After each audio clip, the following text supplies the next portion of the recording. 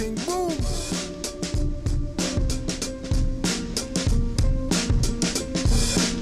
The problem is we started thinking like the colonists to know what Drew Ali started dropping it. The problem is we started thinking like the colonists to know what Drew Ali started dropping it. The problem is we started thinking like the colonists to know what Drew Ali started dropping it. The problem is we started thinking like the colonists to know what Drew Ali started dropping it. Dirty Moors still attempt to infiltrate the order. Active Moors are truth and take it to the corners. Across highways, past hedges and through borders. Move on dirty Moors like broken down waters. Watch out for agents and provocateurs trying to get next to their heads with the doctor cures. They never pay dues and don't pay dues, contradicting with King Alfred to give clues like news. Noble Drew Ali died some pale more blues. Prophet saved him his money before the floor fell through, and that's true. Even though I don't have proof, cell memory tells me don't fall for spooks. Drop mental nukes, hanging from their own vine from the fig tree, looking up at them like Big B. No white flag or mercy for you fags. 5-point and pentagram is on our flag. Green, but not for cream. That dirty Moors took to throw off the balance of the Grand Treasury books. Getting offers like high school ballers. Those that infiltrate are not Moors but robbers. Robbing the people blind, deaf, dumb, and crippled. They can't tear this up, not one drop or trickle. No matter how hard they try to perpetrate the fraud, dirty Moors always fall on their sword. The problem is we started thinking like the colonists to know what Drew Ali started dropping it. The problem is we started thinking like the colonists to know what Drew Ali started dropping it. The problem is we started thinking like the colonists to know what Drew Ali started dropping it. The problem is we started thinking like the colonists to know what Drew Ali started dropping it. So where we starting at? Alright, first I would like to I want to touch up on the stuff that I know I asked a lot of questions on the site. Like That's all good. The video, I will leave comments on the board. So I want to ask the questions first that were on left on the YouTube channel. Right. So let me pull up my stuff here real quick. All right. Where is it at?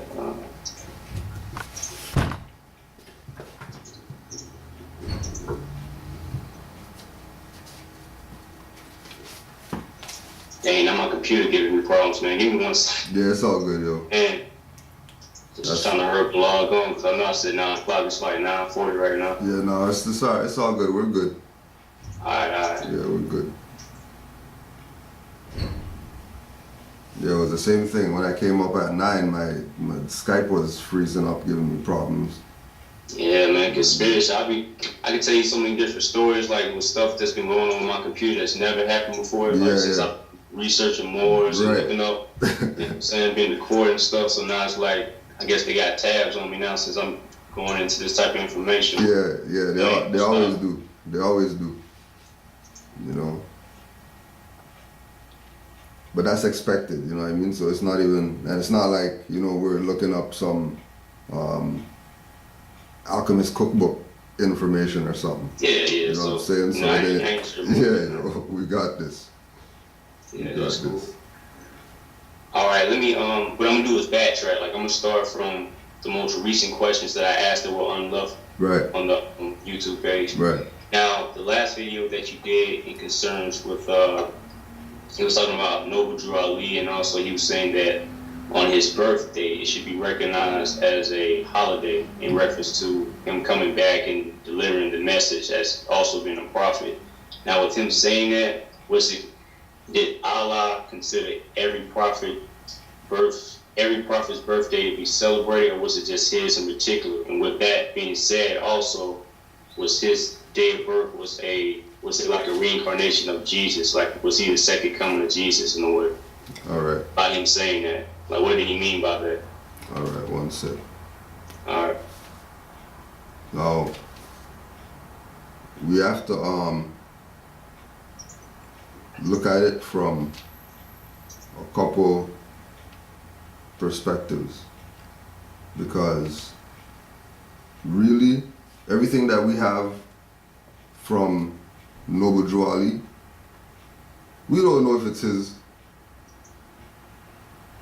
because there's nothing, how you can get information on, you know, all the other leaders, you can't get on Noble Drew Ali, right? And a lot of the information that is presented about Noble Drew Ali could be taken as hearsay, right? But if you have 1,000 people, 3,000 people, you have newspaper clippings with his name, you have Atlanta prison records with his name, right? If we can go outside of the so-called black community and find references of Noble Drew Ali there, but the people within aren't talking about it, then that validates his position.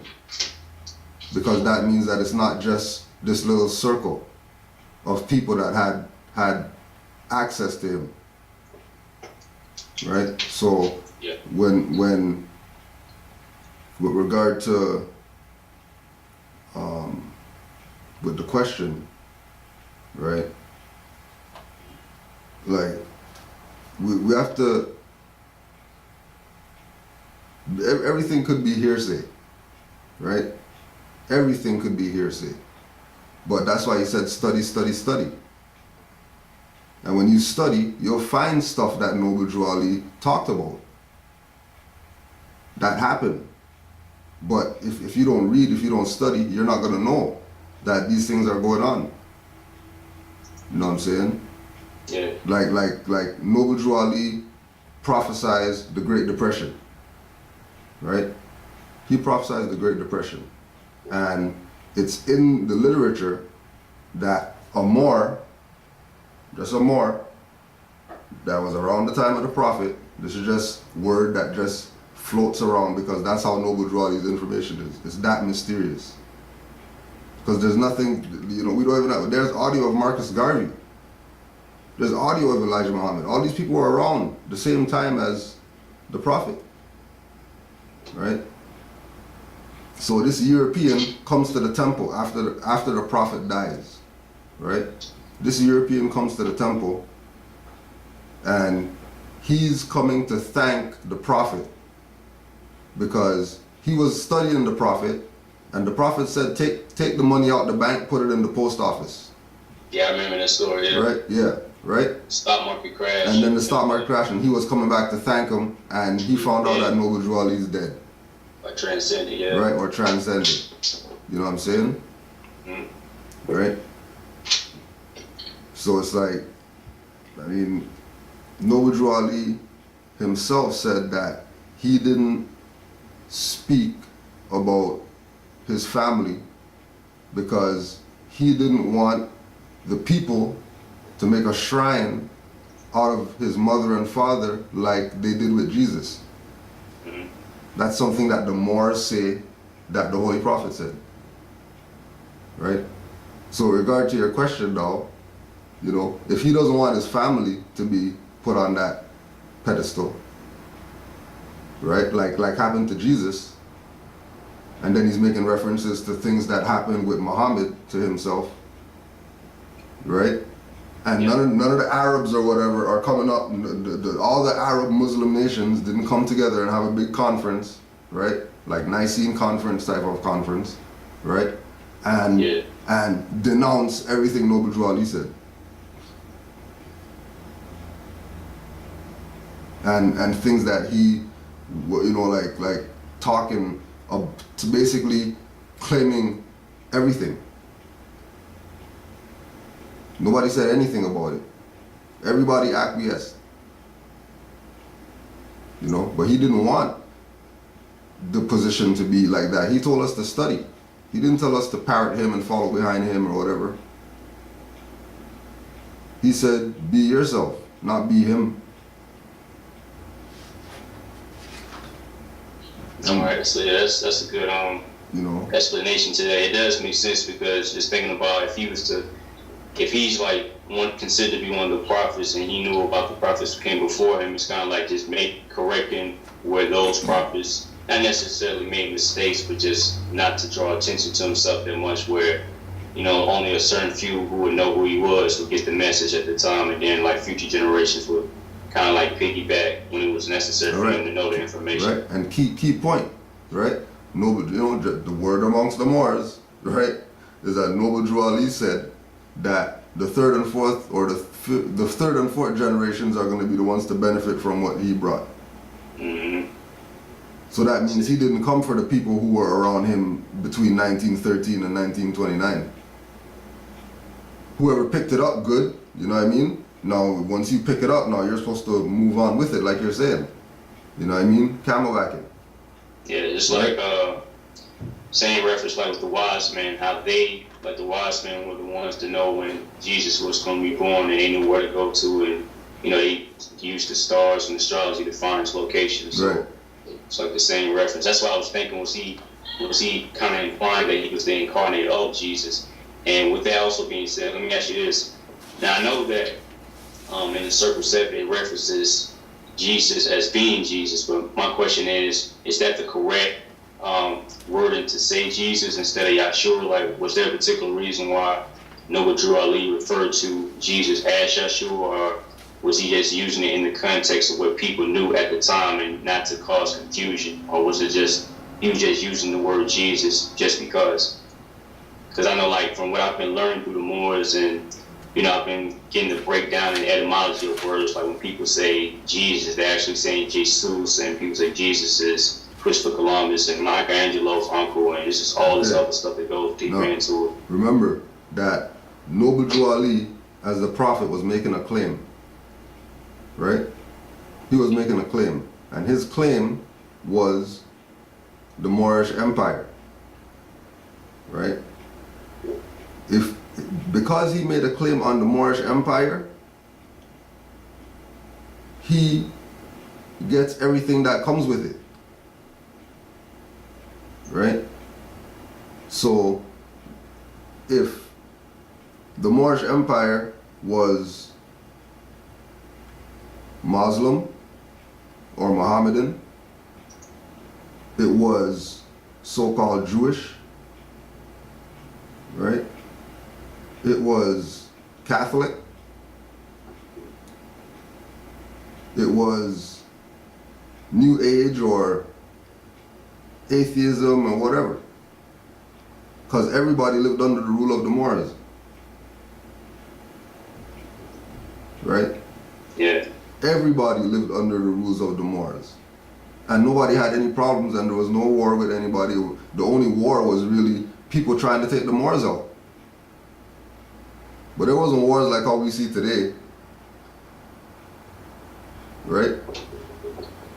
So whether he said Jesus or Yahshua, or did he mean the pale Jesus, because that's what we know as Jesus, or did he mean Yahshua who's dark skinned, or did he mean Michelangelo's, like, all that doesn't matter, because when you go to the Red Book, all he talks about in the Red Book is Isa,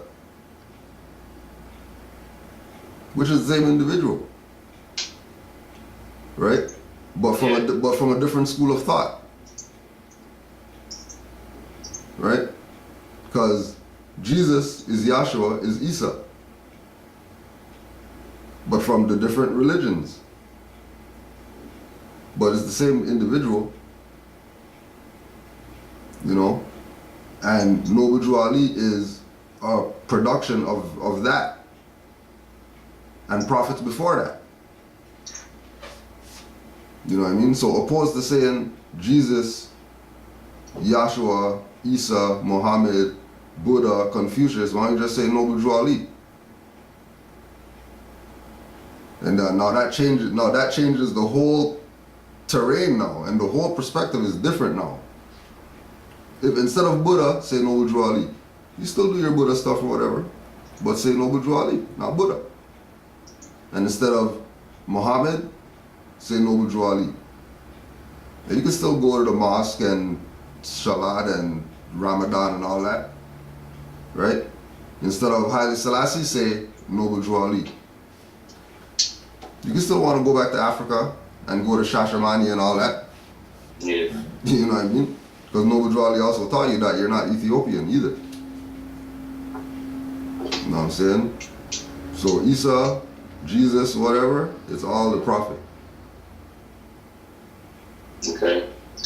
Yeah, I just wanted to clear that because I was kind of confused with that. I didn't know, was that intentional? Was he saying that? Like, even you know, he was teaching the people, using the terminology Jesus. I don't know if, I just didn't know, was it intentional? Was he trying to use it like that, or was he just using it in a universal way where people will understand where he was coming from, and also using different names as well? I mean, it could be that, but you know, Jesus. If you look up Jesus in the Metaphysical Bible Dictionary, you're gonna get everything other than what people think Jesus is, as what Jesus is in the Bible Dictionary, not the dictionary, the regular dictionary or law dictionary or whatever, the Bible Dictionary.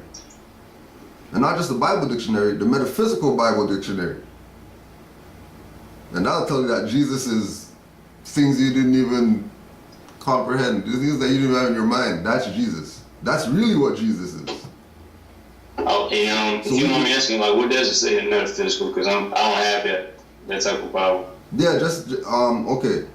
Everything about Jesus is related to astrology. Oh man, you know what? Now I think about it, I saw another video about some Moor white woman. She was saying that Jesus means justice for us, I believe, or just us. Is that correct? Yeah, and Jesus means justice. Yeah, it that's right. says that in the literature, in Noble Drawley's literature. But it comes back again. If you don't study, you would know that an outside individual who has nothing to do with Noble Drawley made the same statement Noble Drawley made. So doesn't that back up the point? Yeah. You know what I'm saying? That validates something. That if we can hear some lady out there say Jesus means justice, right? And Noble Drawley made that same statement that Jesus means justice, then that's validating something. That Jesus is not a character or an individual. Who cares what Jesus did? It's all about what was the impact of his doing. His actions. His actions.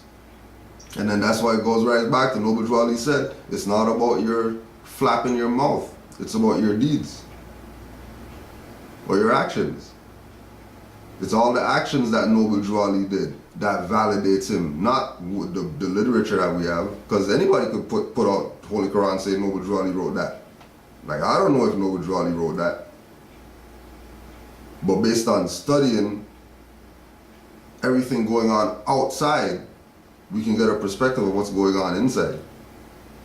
Because everything that happens outside is because of what's happening with the Moors.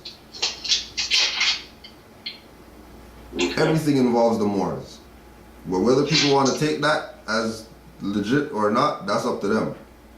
You know what I mean? But Pope's not going to put out something if it wasn't for the Moors, sending them writs and stuff like that.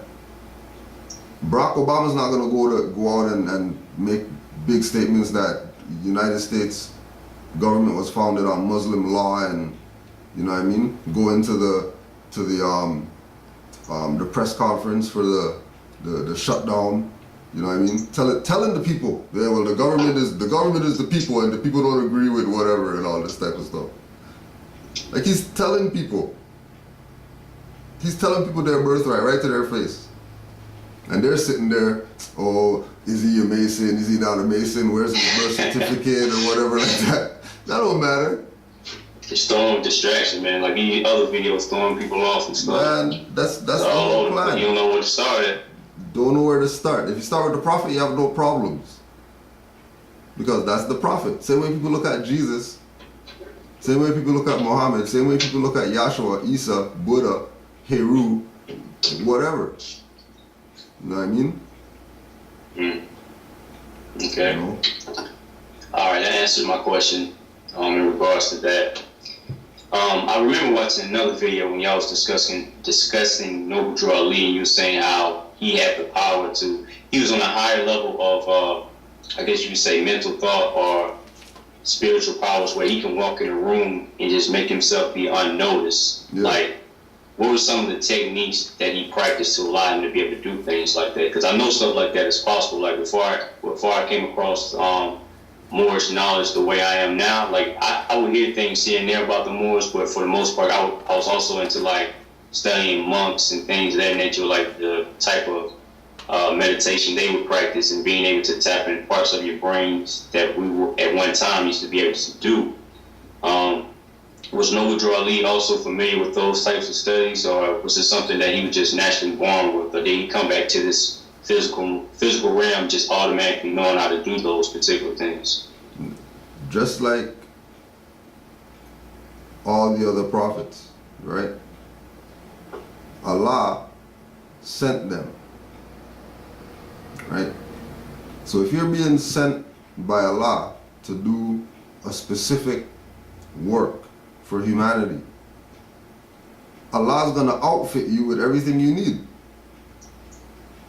Just like the Matrix, you just upload whatever to you. And now go out there and be the savior of humanity. Right? You know, there's you know, things talking about people talking about things, and Noble Drew Ali walking in the room and telling them what they were talking about. That's just, you know, word that's amongst the Moors. A Moor said, you know, in the Moorish, in the oral statements, right? Over 100 statements that a Moor heard Noble Drew Ali say, and somebody was intelligent enough to document it. You know, because there's too much stuff that's just some Moors that got together and they said, okay, what could we say that he said? All right, we'll say that he said this. We'll say that he said this. We'll say that he said this, because there's things in there that he said that are happening right now. You know what I mean? Yeah, and hearing stories like that, I wouldn't say that it's uncreditable, because you have situations in this day and time where more and more people are doing things that they couldn't do like years and years before. They used to do thousands of years before. Like I was saying, like not to get off topic, but just to illustrate my point, there's a video I seen again dealing with monks and people who practice Buddhism and things of that nature, or even who don't practice a particular belief or faith. In China, it was this guy. He knows like different parts of the body. He practices meditation. He actually puts his hand over a piece of paper balled up, and you see that like his chi energy makes the paper like burn, just catch fire. And it's another one where he can and he speaks on his ancestors too, because like he did something at a dinner party where he was just kind of showing off a little bit, but he accidentally hurt this woman at the table because a piece of wood kind of flicked at her face, and he cut her just a little bit. He didn't try to do it, but it was by mistake. But he said that night he was having like all kinds of bad dreams because his ancestors came to him saying he shouldn't have shown off like that. So he kind of like recluded himself and just, you know what I'm saying, disappeared for a while. So I know stuff like that is possible. That's why, that's what made me ask that question in regards to Noble Drew Ali. So naturally, people saying it does make sense that he would have those type of abilities as well as everybody else, but he was already in. Oh, I'm sorry, go ahead. Yeah, he was already tapped in. Yeah. He didn't have to, you know, acquire those, you know, skills or whatever. You know what I mean? It was already something that he was able to do. Not for us to think about it, speculate, try to understand, you know, why did they say that? Why did he do this? That's irrelevant. You know what I mean? It's all about the impact of his actions. What happened because of his actions? And then we go on from there. You know what I mean? Yeah. You know? Because again, remember, like he said, we honor all true and divine prophets. Buddha, Moses, Confucius, right? Jesus. Yeah. Okay, they say that Jesus walked on water, so if Noble Drew Ali has some type of powers, right? If he's making reference to honoring all the divine prophets, he must have the same capabilities as them if he's going to honor them. And not just choose one, because remember, all of them are from different so-called religions. So how come? So how come he's coming and saying we honor all these, and then he's naming specific ones, right? Buddha, Confucius, right? Jesus, Muhammad, right? Like he said, you know, the Moor said that Noble Drew Ali made a statement: I am the fifth and last prophet, and I am 5 times more powerful than I was before. So if you're somebody that takes titles of people serious, right? Just people out there, you know what I mean? And this man said that he's a prophet, and he's saying that he's the 5th and last prophet, and he's 5 times more powerful than the prophets before. Why are we going for the prophets before? If he's the 5th and last prophet, and he's 5 times more powerful than the ones before. And we're gonna go back to people before him for what? They don't have anything. All the power was fireball to the guy in the front. From all the other ones. It's not like he's taking the power. The mantle was passed down, and he was the one that, you know, not queen or king or, you know what I mean, whatever authority, right? The Most High's authority. You know, who people consider God's authority, right? The higher force. All right. So yeah, I understand what you're saying with that. All right, my next question I would like to ask you. I haven't really heard too much like about the. I know we talk about the history of the Moors and everything like that, and I haven't seen every single video on your page, so you might have answered this already. I just haven't come across it because I have to backtrack like probably like last year and stuff to find a lot of questions that I have. But since we're on the Skype now talking about it, yeah, what's a good recommended eating habit for a Moor, like the health wise? Because I've been also learning about things like about GMO and stuff like that. And when you mentioned on the video, what was it? Canaanland Moors can't do nothing for you, man. I was listening it was at 1 hour, 15 minutes, and 27 seconds. She was talking about how we celebrated Thanksgiving, but it wasn't in the context of how the U.S. celebrates Thanksgiving. You was talking about how we had corn Thanksgiving, right. We had strawberry, this and that. Yeah. Now, when you said corn, they kind of raised my eyebrow because I was like, Dad, I thought corn was a man-made GMO vegetable, but you know, here we are, we celebrated corn. Now we just celebrated, so I'm assuming we ate it too. So was corn a bad thing during that time? And also, what was like the general eating habits of a Moor? Like, did we not mess with meat at all? Or did we eat meat at one time? Did we strictly eat vegetables and fruit? Like, how did we just eat during the time, and how should we eat now? All right, 1 sec. Without being too long, I mean, like stretch it out so long, but just basically how do we eat? All right, so what we'll do is we'll just read the section of the oral statements, right? That the Holy Prophet speaks on health. Okay. So this is that section, right? The Holy Prophet Noble Drew Ali used to heal people, and people came to him for counsel. An elder Moor said that when he was in Baltimore, Maryland, the Holy Prophet was healing people. The elder Moor went to the head of the stairs and told the people, "The Prophet is tired. He has been healing people all day long. Go home. The food here is just European poison. People are going to be dying like hogs with cholera, and doctors won't know what is wrong with them. The only thing that is going to save them is my remedies. If you steal my money, it's going to burn up in your pocket. My remedies will cure you of anything that you weren't born with. One day, some of you Moors are going to be walking around with skippers, those are maggots, falling out of you, praying to die and won't be able to die. Boil your drinking water. There is going to be famine in the land. Boys, why don't you be like I, your prophet? I don't drink and I don't smoke, but if you do, don't stop it all at once. If you do, you may hurt something. Don't drink and come to the temple and sit next to people with liquor on your breath.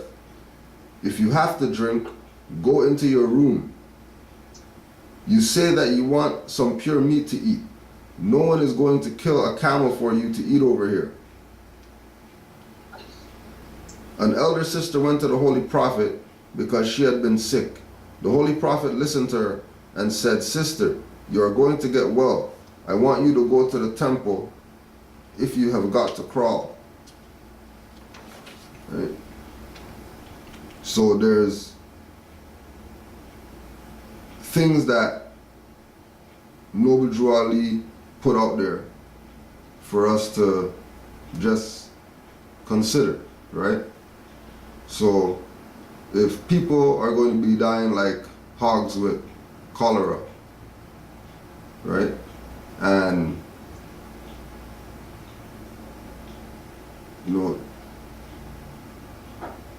it's not in our best interest to eat hog then, or anything along that line, boar or whatever, right? That family, because those things could have cholera in it. Like simple, you know what I mean? The food here is just European poison. That's 1929, right? And back. Sometime between 1913 and 1929, Noble Drew Ali made the statement that the food here is just European poison. Here, he specifically said here, so let you know. Yeah. Right? This food here, right? It's specific, but it's also general. Mm-hmm. Because we don't know really where he was, but we know he was here. Right? Mm-hmm. So if he's saying it was bad in that time, then what is it now? Even worse. Right? Yeah. Because nothing's changed. Things have only gotten worse if we look at the health industry. You know what I mean? But as far as a diet, like that really should be based on your blood type. Depending on your blood type would depend on what you need for your body. But one thing for sure you need is water. So Drew Ali said make sure you boil that. Right? And then the other thing that you need is air. But if there's chemtrails, right? And then we could move back from the city and look at the city and see the smog. And we're walking on the sidewalk and cars right there with the exhaust just coming out, you know what I mean? And we're just walking right there. Going right through it, like right? nothing, Walking between cars or whatever. You know what I'm saying? Right? Mm-hmm. But, just like Nas said, niggas are like roaches. Because we adapt to everything. Yeah. You know what I mean? Because we got the melanin. So if our frequency is right, those things won't really bother us. You know what I mean? If our frequency is messed up, on top of that we're eating hog and whatever else, then we're open to whatever and anything. Mm-hmm. So, I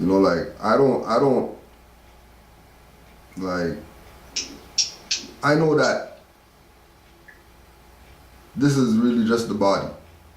You know what I mean? And the spirit doesn't need food, water, or whatever and all that. Right? Being housed in the body though, and being that, we're on the earth plane, okay, well, you gotta let the spirit guide. You know what I mean? Because there's people who, they have the worst diet, they live to be 99 years old. You know what I mean? And then there's people with, exercise regime or whatever, you know what I mean?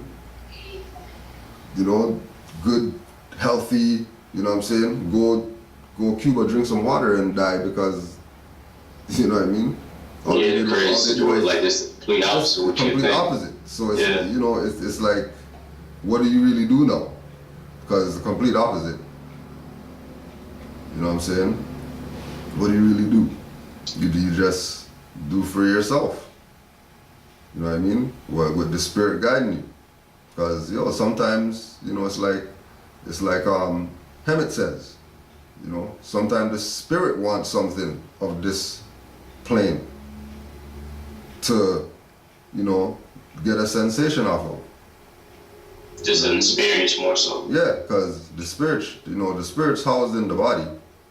But on the earth plane, it's connected. Spirit can't go anywhere in this reality.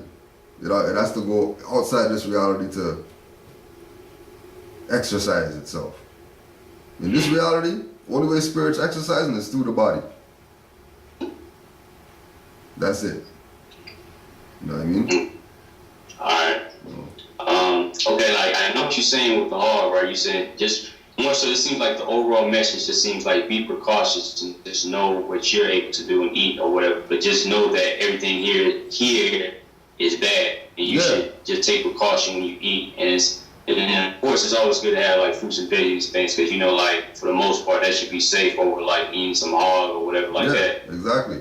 You know what I mean? But I didn't cut you off, but more so like specifically it's like what I'm asking is with the corn and just with meat in general, like would you, like I know no drug Ali said, but just from a personal opinion or perspective, if you don't mind answering this, like would you say it's bad to eat just meat period or like corn, things like that? Because I look at it from a modern day point of view because it's like the stuff they put out now, they talking about it so hard, you got GMO and you don't know if this meat is really meat, this meat could be like, you know, clone meat, or this meat could be some other stuff you don't even know about.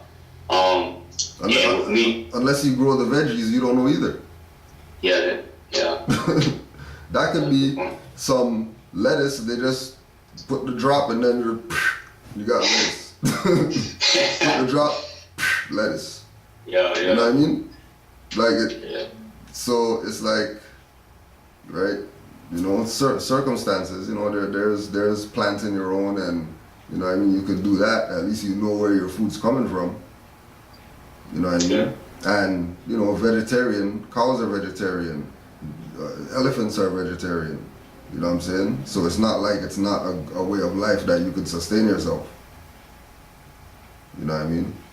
Yeah. A cow's brain, elephant might have small brain or whatever, but they got a big body, and all they eat is vegetables and shit. Mm-hmm. Only vegetables. Only vegetation. Greenery. They don't drink milk. You know, they don't water and grass. That's it. Yeah, that is true. And elephants too, like just oxygen and you know what I'm saying, the greens off the trees and they like biggest, strongest, wine and everything else. So yeah, just really I guess when it comes to that, it's just really to each his own. Like if you feel that strong about it, just pretty much, you know, practice your own precautions. So it's not, I just want to make sure it's not like one specific way that a Moor should practice their eating habit or. I mean, you know, we can't, that's up to the individual. You know what I'm saying? Right. Like I can't say don't whatever. You know what I mean? That's up to your, you know, if you know, you eat pepperoni pizza, you know, do your thing, like, you know. But know that, you know, you're gonna get schooled on the worms and the pork every time we talk or whatever. Yeah. You know what I'm saying? So it's up to you, you know, to accommodate, you know, but at the same time, if they're going overboard with certain things, you gotta say something. You know what I mean? Like, cause like me personally, I just recently stopped. Like I've been off of meat for like a while, and I ain't been like a long time. But just as I come into learning about Moors and also like different things, I just put that to the side. Like I just try to eat fruits, veggies, and like the whole water thing, as much water as I can now. Yeah. But even with the chicken thing, I was like, well, I know chicken. Like people always talking about pig, this pig, that, like all the religions. But I was like, well, chicken ain't bad either, right? So I learned also online or just researching, they were saying that chicken is a hybrid of it's a buzzard between, I think, a pig and some other type of animal that's mixed together. So I was like, well, yeah, so it canceled that out for me too. But remember where they learned that from? They learned that from us with them. Oh, okay. Right. Yeah. Right. So all the GMO and all that stuff, that's our technology. But they're using it, you know, how they see for the negative, yeah. You know, use population, or they're using it based on their mental capacity. You know what I mean? Because you can give 8 different people, you know, of 8 different mental capacities a puzzle. You know what I mean? And one person might have a problem. Like, what do I do with this? You know what I mean? or get frustrated, you know, because it's not, and you know, one person will fly through it like bam, bam, bam, bam, put the puzzle together, no problem. You know what I'm saying? So there's different levels. So it's, you know, that's why I was saying that for really, if you're going to be doing the eating and all that, you know, just know what your blood type is and eat according to your blood type. Okay. You know, but it's crazy out there, yo. You know, like, cause you don't know. Corn, you know, almost every fruit right now doesn't have seeds in it. You know what I mean?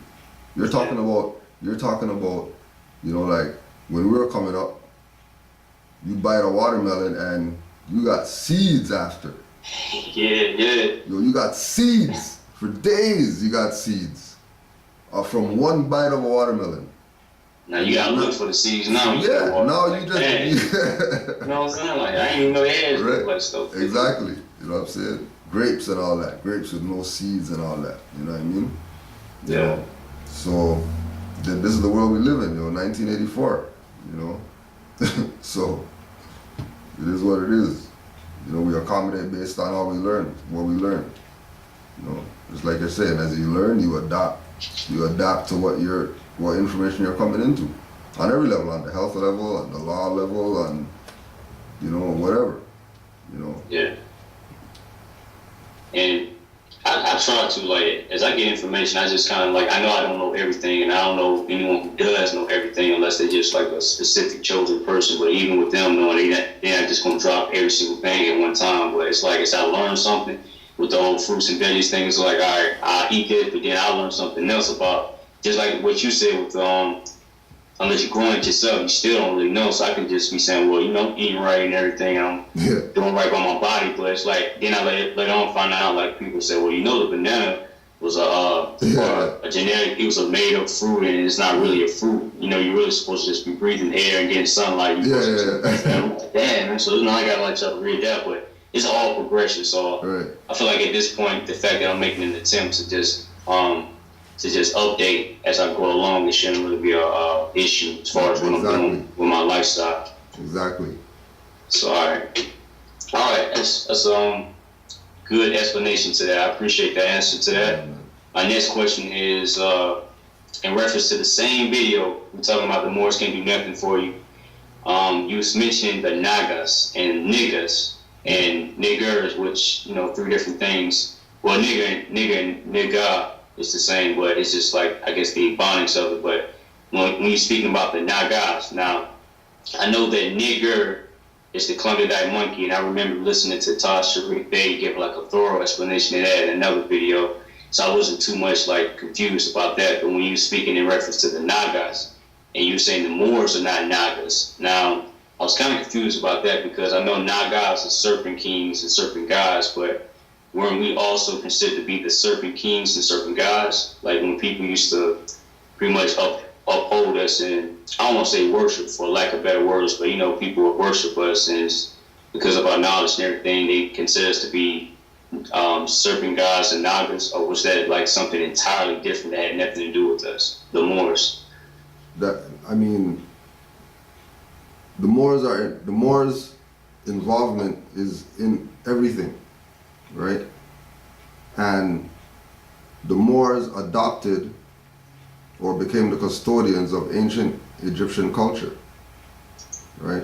So the whole concept of the Nagas and the highly spiritual beings, right, were from a specific time period, which is ancient, right? In the perspective of those people, those are the ancient people that our people say that we are. You know, like when we say we're the ancient Egyptians and we have, you know, all this culture or whatever like that, right? Those people in that time frame were the Nagas, right? It's just like black. You can't take a term from ancient and use it today. Just like you can't take a modern term and use it in ancient times. Different meanings to it. Right? So if you're going to say Nagas, just say Moors, because that's what you're talking about, dark-skinned people. Right? If you're going to say Kemetans, just say Moors, because you're talking about dark-skinned people. If you're gonna say Taoists and monks, say Moors, because you're talking about dark-skinned people. And Noble Ali said that, you know, who all the Asiatics are on the planet. And the Asiatics include everybody. Okay. You know what I mean? So it's like, it's, you know, we as quote unquote Moors are the custodians of world history. Because everybody will say that somebody's portion of whatever they're studying comes from Egypt. Alright, the Moors are the custodians of that. But back then, obviously, back then, they weren't called Moors out of their mouth. But they were dark-skinned people. We know that for a fact. In modern times, a dark-skinned person is identified as a Moor. So let's just call them that. Anytime you see dark-skinned people, call them Moors. Because that's really what they are. You know? So Moors aren't Nagas. The dark-skinned people are Nagas, which are Moors, but Moors aren't Nagas. Nagas are serpent kings, which come out of Kemet and come out of Asia. You know what I mean? That's metaphysical things. You know? Right? Like it's like saying Sufis and Moors. You know, yeah, Moors are the Sufis because Moors practice that science that their ancient foremothers and forefathers had. Right? Yeah, we can say Moor is ancient because you have MR in Kemet and you have, which means pyramid and all that. Right? Okay, yeah.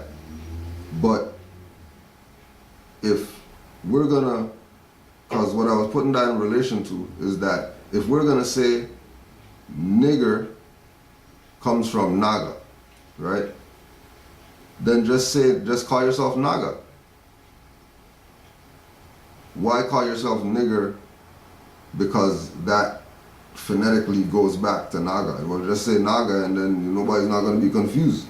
Yeah, I used to say that too. Like, what was the point? It's just like right. Justifying using that word. Like, you know what I'm saying? Right. You know. And then you get all upset with somebody like this European or white called you that. You like, you know what I'm saying? Like, looking crazy. Like, they offended you, but you using it all day and night. Exactly. And you're using it all day and night because it means Naga. Yeah. You know what I'm saying? But as soon as the European says nigger, oh, you know, they're violent. What they're fighting and stuff. Nigger means Naga. Like, well, yeah, if nigger means Naga, why can't they say nigger? Yeah. You know?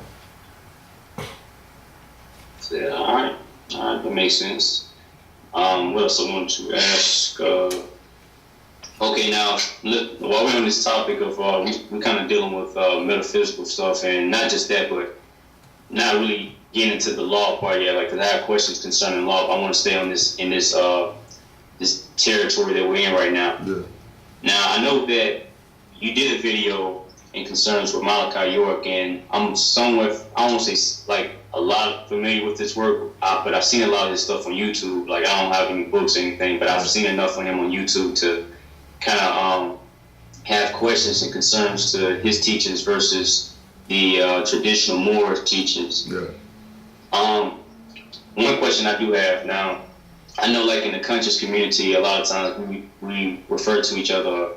When I say we, I'm just saying like in the context of the conversation, but like a lot of times the conscious community refer to one another as kings and queens, which is good, you know, in a positive connotation. But I heard that I saw a lecture by Malachi York, and he was saying that king, when you say kings, that actually means spells, and queens means four. So would that be a good thing to call each other kings and queens, or Is that just in the context of the language, based upon when he was teaching in that particular lecture he was talking about? It was probably with regard to the particular lecture, but it goes back to the same thing, like Africans and Egyptians and Sumerians and ancient people. If the kings were Moors and the queens were Moors, now we just call them Moors, and now it's thought to kill the titles. Just go back to the root. Right? Just call them what they are. Because that's what everybody knows the kings and queens are. The king of Freising is on the coat of arms of the Pope. And he's known as a Moorish king. Not an African king or a black king or whatever. He's known as a Moorish king. Right? But that means the kings were Moors. Right? King George. That was a Moor. Right? Saint Joseph, the Moor Church or whatever. It's Moors is the identification. Because as soon as you say Moor, they already know that you're a king. If you say king, it's up for speculation. Because first thing is king of what? Yeah, it's just a title. Our people are kings. Okay. King of what? Queen of what? Yeah. Queen of the Nubian, what do you mean? This is 2013. Nubia fell like ancient times. Nubia fell. Yeah. You know what I mean? You can't be something ancient today. You know what I mean? Right? Especially in our conditions, Exactly. You know what I'm saying? So, I mean, he was probably talking with context to that lecture, right?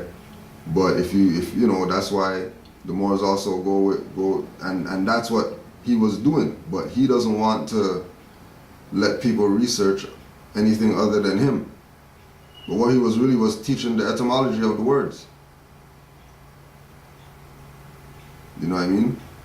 But making it seem that what he's saying can't be researched. But it makes sense, you know what I mean? It could be considered, right? That queen means whore, you know what I mean? But he said it, but how many people will research it to find out that queen means whore comes from Grimm's Law? Comes from what law? Grimm's Law. GRIMMS LAW. And we're just some English whatever, you know what I mean? And the queen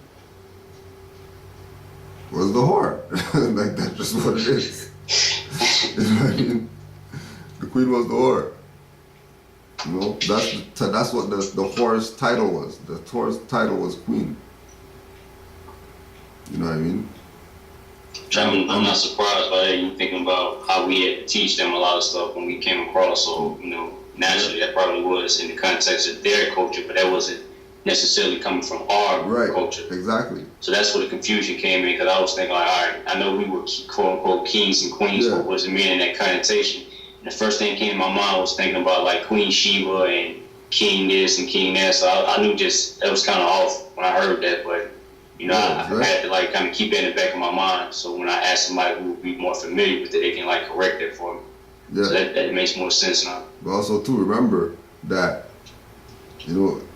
this is how the confusion comes about. Because if you go to Ethiopia, Nagas means king. And then you think about king, based on what he was saying, it means spell. So I'm thinking, like, would it be a spell to? Is that like a spell to say? I don't know. I was just like trying to make it work. The reason why, right? Like again, he didn't go full. There's nowhere that you'll be able to research to find out that king means spell, right? But through his teachings, you'll find out that there was something called the spell of Kingu. Kingu. Spell of Kingu. Yeah. Alright. Right? So in that context, Kingu means spell. Okay. Because you just take the U off. Then you have king, and then you spell Oh, yeah, Kingu. yeah. Right? But that's in that's his teachings. That's not that's if you just research spell of Kingu and then you'll see what's going on. Yeah, I'm gonna definitely check it out later. So But it's not that's- something just made up though. It's an actual. Yeah, it's something. You know what I mean? It's Okay. something. It's something legit. You know what I mean? Oh, You know, but it's more a concept. Since we're talking about the metaphysics or whatever, because you know that was his real level of putting the information out. You know, the higher perspective. You know, not just the mundane perspective. You know. okay. You know, so there's a reference to queen meaning whore, but there's not a real reference for king meaning something negative. I not even meant negative. It just meant he just said spell. Like Yeah. I'm thinking spell isn't right or spell isn't like hypnosis or you know. I didn't really understand it at the time, but all right, that's a good explanation. I got a better understanding of that. Yeah. All right, now my next question. Again, it goes back to one of the Canaanland Moor's lectures I was listening to on the YouTube. One of the Moors in the class that particular day, he was talking about, and let me see if I can find the name of that particular video because it was dealing again with more so metaphysical stuff because y'all had a special guest that was speaking on the Skype lecture and he was telling about he was talking about a lot of things, not just metaphysics. It didn't even get metaphysical that much until, I'll say more so towards the end because he was giving his accounts about how he went to this, it was like a tour he went to, and he saw a statue come to life and just started talking to him and stuff like that. Yeah.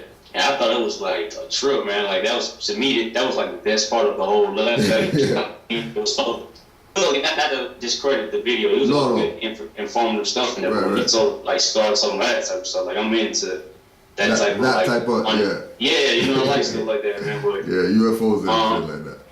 Well, I mean, not entirely. Like, cause I got a better understanding of that too. Like UFO is just unidentified flying object, but you know, I know what people mean by that. But he was saying that it were previous accounts in Moor's history where stuff like that would happen all the time, and I was curious to know, like, in what time periods in history that Moors would have, I guess, the alchemy or the science to make statues just talk to people. I guess in the future, it might be a statue made specifically for future generations. So when a certain person come across that statue, they might be given information or whatever, just like the particular Moor in your class, he said he had came across that statue and he heard the statue was talking to him and stuff. So what time periods in history was that a common thing, and what kind of science was practiced when they did stuff like that, if you know? Well, I mean, he's only speaking from experience, right?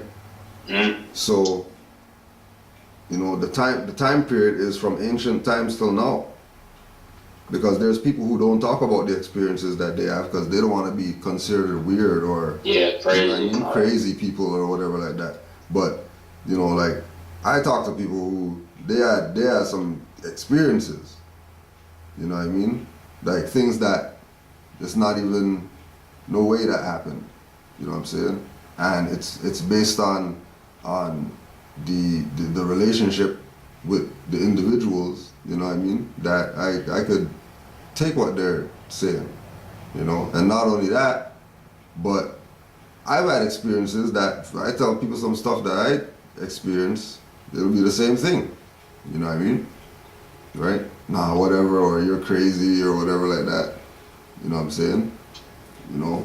So, you know, but if you're gonna check it out, you could research Hermetica. Right, Hermetica, Hermes Trismegistus, Hermes, Heremes, Trismegistus. Okay. Hermes Trismegistus, and then all that is like basically the high metaphysics of Tahuti. Okay. That the Europeans were teaching each other. Okay. All right. Now, My next question.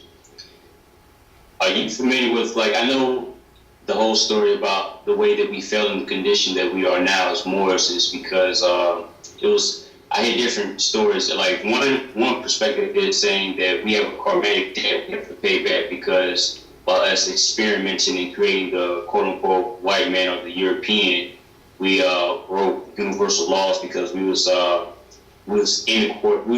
pretty much having intercourse with this experiment, and also we were enslaving the European, which Slavic comes from European slaves, and Right.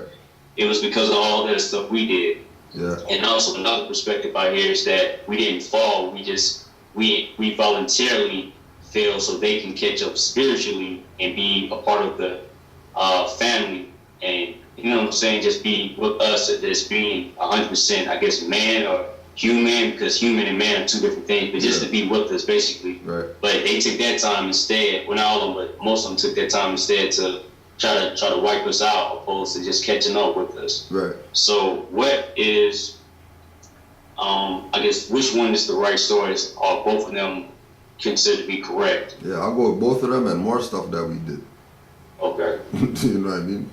There's many reasons why we, the first fall is falling into flesh from light beings. That's the first fall. So if we're gonna look at we fell, how we fell, we have to start there. How do we get? Now, was that voluntary, or was that something we did by our own account? No, well, the closest reference we have to it is the different scriptural teachings about these beings that were in disagreement with the higher force, and the higher force banished them to earth. Okay. And then life starts. Right? You know what I'm saying? So we were obviously some superior beings if we were conversating with the most high power. And we did things on that level that brought us here. You know what I mean? To this realm and this reality. This prison called Earth. Because we know that we're light beings. And if we're light beings, that has nothing to do with the flesh. You know what I mean? So if we're talking about our fall or when we fell, we have to start with there. Because any fall that came after our spiritual fall is that's just the effect of the cause. You know what I mean? Like that's not like when we say Kemet fell or Kush fell or Timbuktu fell or the Tasmanian nation fell or whatever, right? That's effects because of things that happened before. You know what I mean? That's not nothing for us to be considering as, this happened because, that's just an effect happening because of previous stuff that went down.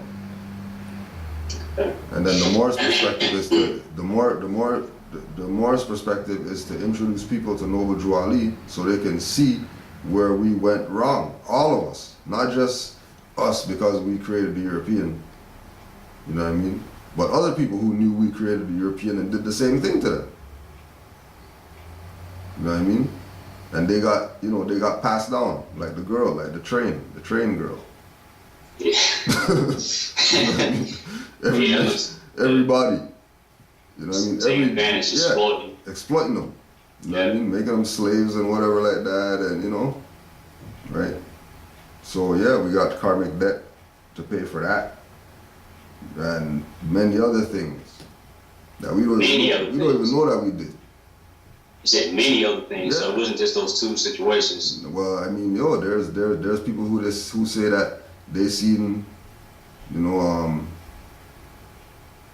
like wildebeest Bigfoot and Oh, so stuff like and I didn't even consider those. There's So stuff. giant serpents or whatever like that, and things that are just not nature. So those things were natural to the earth. It was more so we created those things, because I know we created a lot of things. A lot of things. The stuff. So would you? I'm sorry, when you cut you off. We created a lot of things, because remember, we were the fallen angels.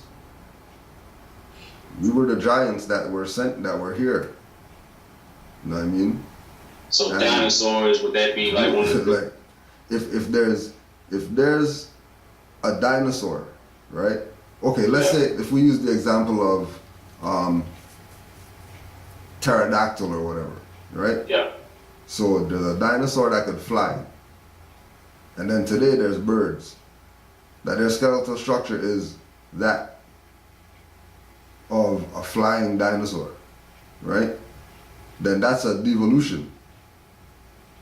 Like, that's a dinosaur still around. It's just as a bird has feathers now, it adapted to the circumstance. You know what I'm saying? Right?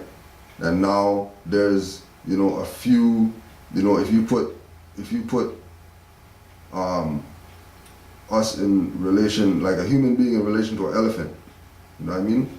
Elephant is a dinosaur. The horns, and you think about the whole structure. Like the whole structure of it, right? Woolly mammoth and all these type of stuff, right? Sasquatch, stuff like in the seas. Things like that. Especially in the seas, there's like so much stuff that's unaccounted for in the seas that we haven't still come across. Unaccounted for. Yeah. And you might just get a fluke of something if somebody's lucky, a little fisherman or whatever, but right? So, but we did things, We did things. Could you recommend some books that I can read up on, like just to read up more of the stuff that we did that would consider to be a reason why we have to pay back karmic debt? Because I'll be interested in learning more about that, like in that particular field. Really, it's just... It's not one specific book. It's more so just kind of different information from here and there. Because remember, we're every culture. We're the foundation of every culture. So if you go to all these other cultures and you research the ills of those cultures, right, and how the ills of those cultures came about, it'll tie you back to the origin of that ill. And more than likely, it's going to be one of our people that did something messed up. You know what I mean? Like when they say,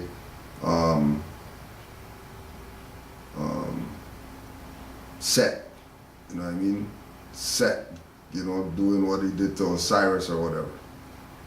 You know what I mean? That was his brother, dark skin. 13 body parts and all that. Right? Yeah. Like that action, we're probably still paying for that. If we are our ancestors, that means we're Set too. That means we're Yaqub and we're all those people we're Cain and all those people who did negative stuff too. We're not just, the Muhammads and the Jesuses and those guys. It's everything. We're everything. We're God and the devil. And it comes back again, just like the health thing. It's up to you. Which one are you going to be? You going to be God, you're going to be devil, or you're going to be bouncing in the middle? You know what I'm saying? All right. Yeah, man. Just look my training books and see. Okay, talk about Moorsville and man, I'm sorry. Let me look through some more. It was something that was connected with what I had just asked you, but now I'm just gonna go off of my notes and just try to find another question that I had. I don't mean to slow it down, though. We just kind of moving. We're moving. All right, give me a second real quick. No problem, yo.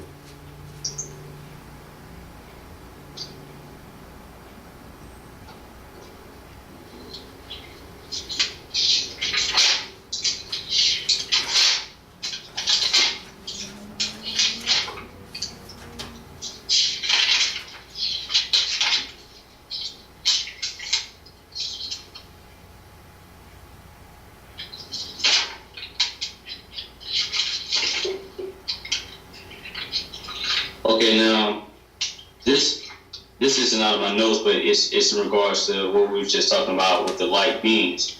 I know that before we came into the flesh, we was like spiritual beings or light beings, but the reason that we came into the flesh, from one perspective, I was not directly told, but just from what I was listening to and heard on YouTube through Bobby Hemming. I listened to some of his stuff too.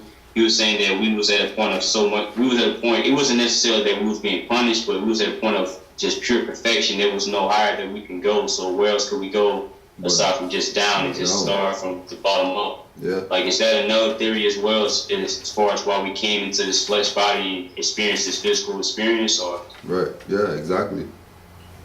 Right. Yep. Well, let's go again to. Right. Let's go again to the prophet and see where he told us everything. Right. So we're just gonna read couple parts of the first chapter, the creation and fall of man. Right. Time never was when man was not. If life of man at any time began, a time would come when it would end. The thoughts of Allah cannot be circumscribed. No finite mind can comprehend things infinite. All finite things are subject unto change. All finite things will cease to be because there was a time when they were not. The bodies and souls of men are finite things, and they will change. Yea, from the finite point of view, the time will come when they will be no more. But man himself is not the body, nor the soul. He is a spirit and a part of Allah. Creative fate gave to man, or spirit man, a soul, that he might function on the plane of soul. Gave him a body of flesh, that he might function on the plane of things made manifest. Why did creative fate give to spirit man a soul, that he might function on the plane of soul? Why did creative fate give to soul a body of flesh, that he might function on the plane of things that are made manifest? Hear now, ye cherubim, seraphim, angels, and ye men. Hear now, protoplast, and earth, and plant, and beast. Hear now, creepy things of earth, fish that swim, birds that fly. Hear now, ye words that blow, ye thunders and lightnings of the sky. Hear now, ye spirits of fire, of water, of earth, and air. Hear, O everything that is, or was, or evermore will be. For wisdom speaks from out of the highest plane of spirit life. Man is a thought of Allah. All thoughts of Allah are infinite. They are not measured up by time, for the things that are concerned with them begin and end. The thoughts of Allah are the everlasting of the past unto the never-ending days to come. And so is man the spirit man. And man, like every other thought of Allah, was but a seed that held within itself the potencies of Allah, just as the seed of any plant of earth holds deep within itself the attributes of every plant of that especial plant. So spirit man, as seed of Allah, held deep within himself the attributes of every part of Allah. Now seeds are perfect as the source of which they come, but they are not unfolded into life made manifest. The child is as perfect as the mother is. So man, the seed, must be deeply planted in a soil that he might grow, unfold as does the bud unfolds to show the flower. The human seed that came forth from the heart of Allah was fully ordained to be the Lord of the plane of soul and of the plane of things made manifest. So Allah, the husbandman of everything that is, threw forth his human seed into the soil of soul. It grew apace, and man became a living soul, and he became the Lord of all kingdoms of the soul. Heart now, let every creature hear. The plane of the soul is but the ether of the spirit plane, vibrating not so fast.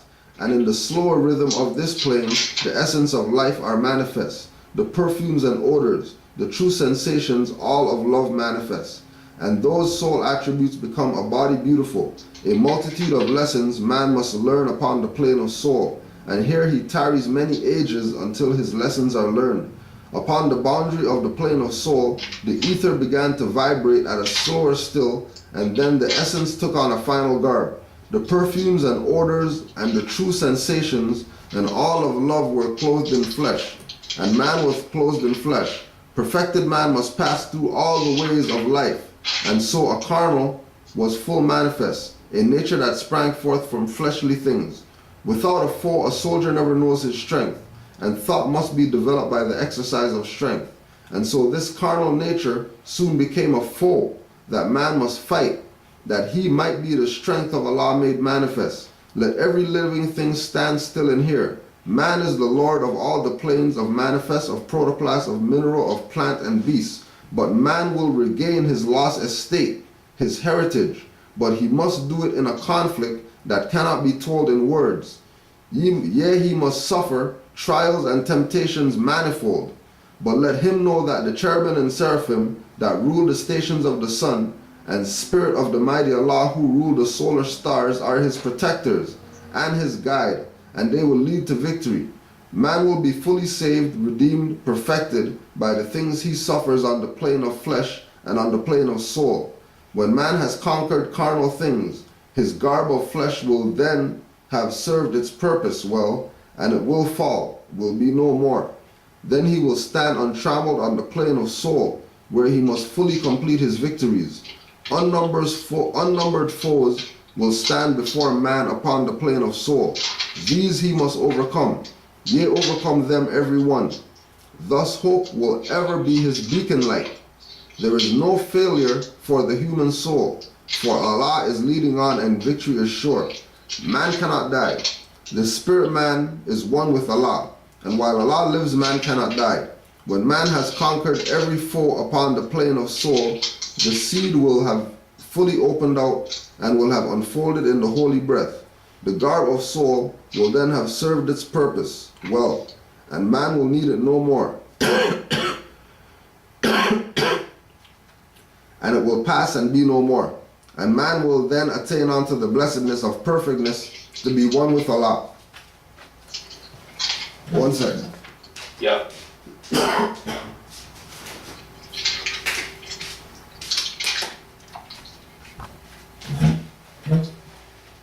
Yeah. Right. So man will regain his lost estate or be brought back into the light. Right? Okay. But he's going to do it in a conflict that can't be told in words. Okay, so yeah, that's once again going back to the point I was making where from Bobby Hemmitt's lecture, he was saying that we was at a point of we was already at perfection. It's like we couldn't go no higher than that, so where else to go but down, then to come back up through the same, process of reaching that perfection. Which is that circle again. It's infinite. Circle with the 7 inside. Okay. Because man has to be perfected. Right? Because he fell, because he reached the highest point, but it's not like we had reached the highest point. We already came with everything. You know what I mean? When we were light beings and we were sent to the earth to manifest in fleshly form, we already had everything that we needed. That's why we were gods. So we had more than 360 degrees of knowledge. From what I was like when you're in the womb. Okay. Oh yeah, 360 degree knowledge is that's weak. Right? Because is that 360 degrees of earthly knowledge, spiritual knowledge, etheric knowledge? Like what level? When we say, we got 360 degrees of knowledge, what level of knowledge are we talking about? Most time, earth plane. Okay. All right. So, my next question. Let me ask about, with this recent incident that's been going on with not our government, but just the corporation U.S. How they were saying they shut down, the whole health department or whatever. Would you say that what's going on, like with the Obamacare, is that necessarily a good thing that is helping people, or do you personally think that can be like a con or a scam that's to draw people in? Because I know it's for U.S. citizens, so in order to even apply for it, you have to be a U.S. citizen first. But is it good that it's helping people get health insurance, or is there some expansion that where people think there's always like a pro and a con to anything they give it out? It seems like it's good, but it might be some type of stipulation that comes along with that. So do you think that's a good thing for our people, or it shouldn't really be embraced like it is by most. It's just a ploy, because what they call health is really death. All they do is prescribe pills and cut people open. That's all they do, and that's not health. So it's a fraud already. They're not getting no benefit. Okay.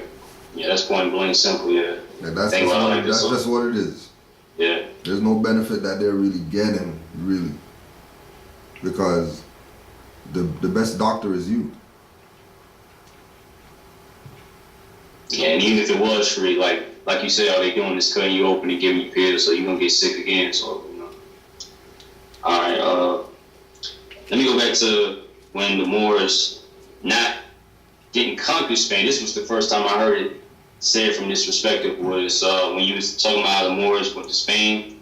We didn't conquer Spain, but we went there to help uplift Spain and teach them. And I like how it was said, because every time I would hear the story about Moors in Spain, it's always about, oh yeah, we conquered them, we did this and did that, but it was really us wanting to help them, but they turned their backs on us.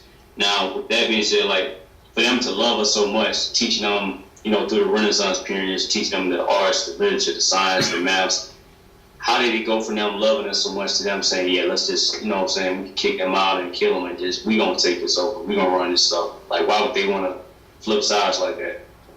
Because that was few. That wasn't all the Europeans. Okay. Average European you talk to, they'll say that not Spain, but Europe's biggest mistake was kicking the Moors out of Spain. Europeans say that. You know what I mean? So that's why I made the statement about when I found that out, and to start changing the perspective of how we look at the Moors in Spain. Because Europeans are saying, right, in my studies, like the theme amongst European scholars with regard to the Moors in Spain was that was Europe's biggest mistake. Forget everything else that that they did. Europe's biggest mistake was that they kicked the Moors out of Spain. Okay. You know what I mean? If a European's gonna say that, that means they still love us. Yeah. And they're still waiting. I think about that too, like personal growth, like knowing just all the stuff that we did in history, and it's like to see where we are now in this day and time, because most of us, like Moors, like unawakened ones, we just don't know our history, but it's like Europeans know more about us than we know about ourselves. Yeah. And it's like I be thinking, like, sometimes they look at us like, man, I wish they would just wake up, because we want again to, just be able to, I guess, fully commune with them. And it's not about gaining acceptance from nobody, because you know what I'm saying, we create everything. It's really about us just knowing who we are as an individual. But it's just I don't know, man. It's a big gap to just say to go from kings to just going to, like, from 100 to 0 that fast like that, Yeah, but it was. Don't forget, it wasn't a process. It was a process. Say it again. Oh, process. Yeah. Yeah, that's right. We're talking about this is from Hannibal, right? From the time of Hannibal that the wars were going on, the Punic Wars. Yeah. Right. So we're talking about the Punic Wars to when they kicked the Moors out of Spain. Was the timeline, right, of our start to their taking it over. Did the Gregorian chant have anything to do with our fall as well? Are you familiar with that? No, I'm not familiar with that. What was that? The Gregorian chant is let me go back in my notes some more. This is something else I was learning about, saying how the world was put under the spell, and like the world fell asleep for, I think it was 12 days, and on the 13th day everyone woke up and it was like everything was different, because it was basically Wiccans and witches who practice a spell, not practice a spell, but put a spell on the world to where they would just not know who they are and not know where we came from. This is discussed more about, I heard Yaffa Bey touch upon this, and I've also heard other people talk about this as well, but it's called the Gregorian chant. Yeah, I'm checking it out right now. I never heard that. Alright. So I give you time to look it up, and while you're looking that up, I'm gonna try to find in my notes to get more specific details about it.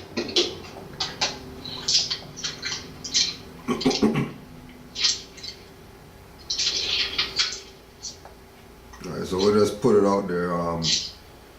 Gregorian chant, Encyclopedia Britannica. Monophonic or unison liturgical music of the Roman Catholic Church used to accompany the text of the Mass and the canonical hours or divine office. Gregorian chant is named after Saint Gregory the First, during whose papacy, 590 to 604, it was collected and codified.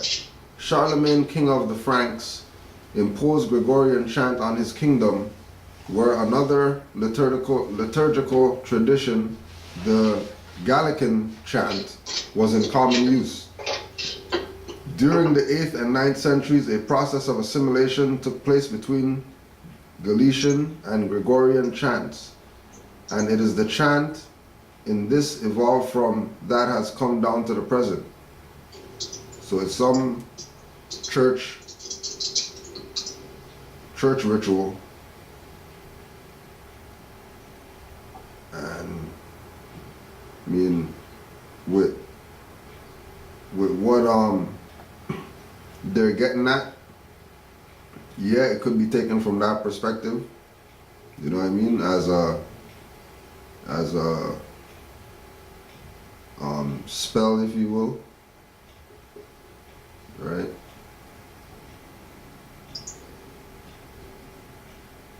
Because really that's what, you know, that's really what the whole, even when you look at you know, like the church, right, rap music, you know what I mean, that's really spells that they're working, you know what I mean? Heavy metal, you know, that's spells. You know, you listen to some blues, calm you down or whatever, that's a spell. Yeah, you go from high to low to just based on what you listen to, yeah. Yeah, you know what I mean? Yeah. So it's one of those things that, you know, it could have validity because of the context of where it's coming from. You know what I mean? And you know, the one I was talking about, I mean, that sounds along the lines of what I was saying, like the explanation that you read, but the one I was saying was talking about how it said the world was actually asleep. Yeah. And for a person to be, you know, when you sleep, there's no telling, it's like you're unconscious for the moment of what's going on in the physical realm. So when you wake up, who's to say what happened and what didn't happen? So, according to what I was saying, was saying that during that time period, we was, when we was asleep, we was put under that spell where we woke up and didn't know who we were or whatever. So I don't know if that was that literally what happened, or if that's just more of a sublime way of saying that we was unconscious and became confused as to who we were. Yeah, I think it's coded statement. Okay. You know, just that, you know, whatever they have on the world right now, because we know they have something on the world right now. Right? Whatever they have on the world right now could be in relation to that. You know what I mean? Because, you know, we know that they're dealing with you know, occultism and, you know, things of that nature in order to keep the world in darkness. You know? But the occult and witches and whatever only means hidden, and it's actually powers of the wise. You know, it's something that they took and did opposite of what its real function is. It's a negative. Yeah, because imagine if there was a, because you know in metaphysics there's the law of opposites, right?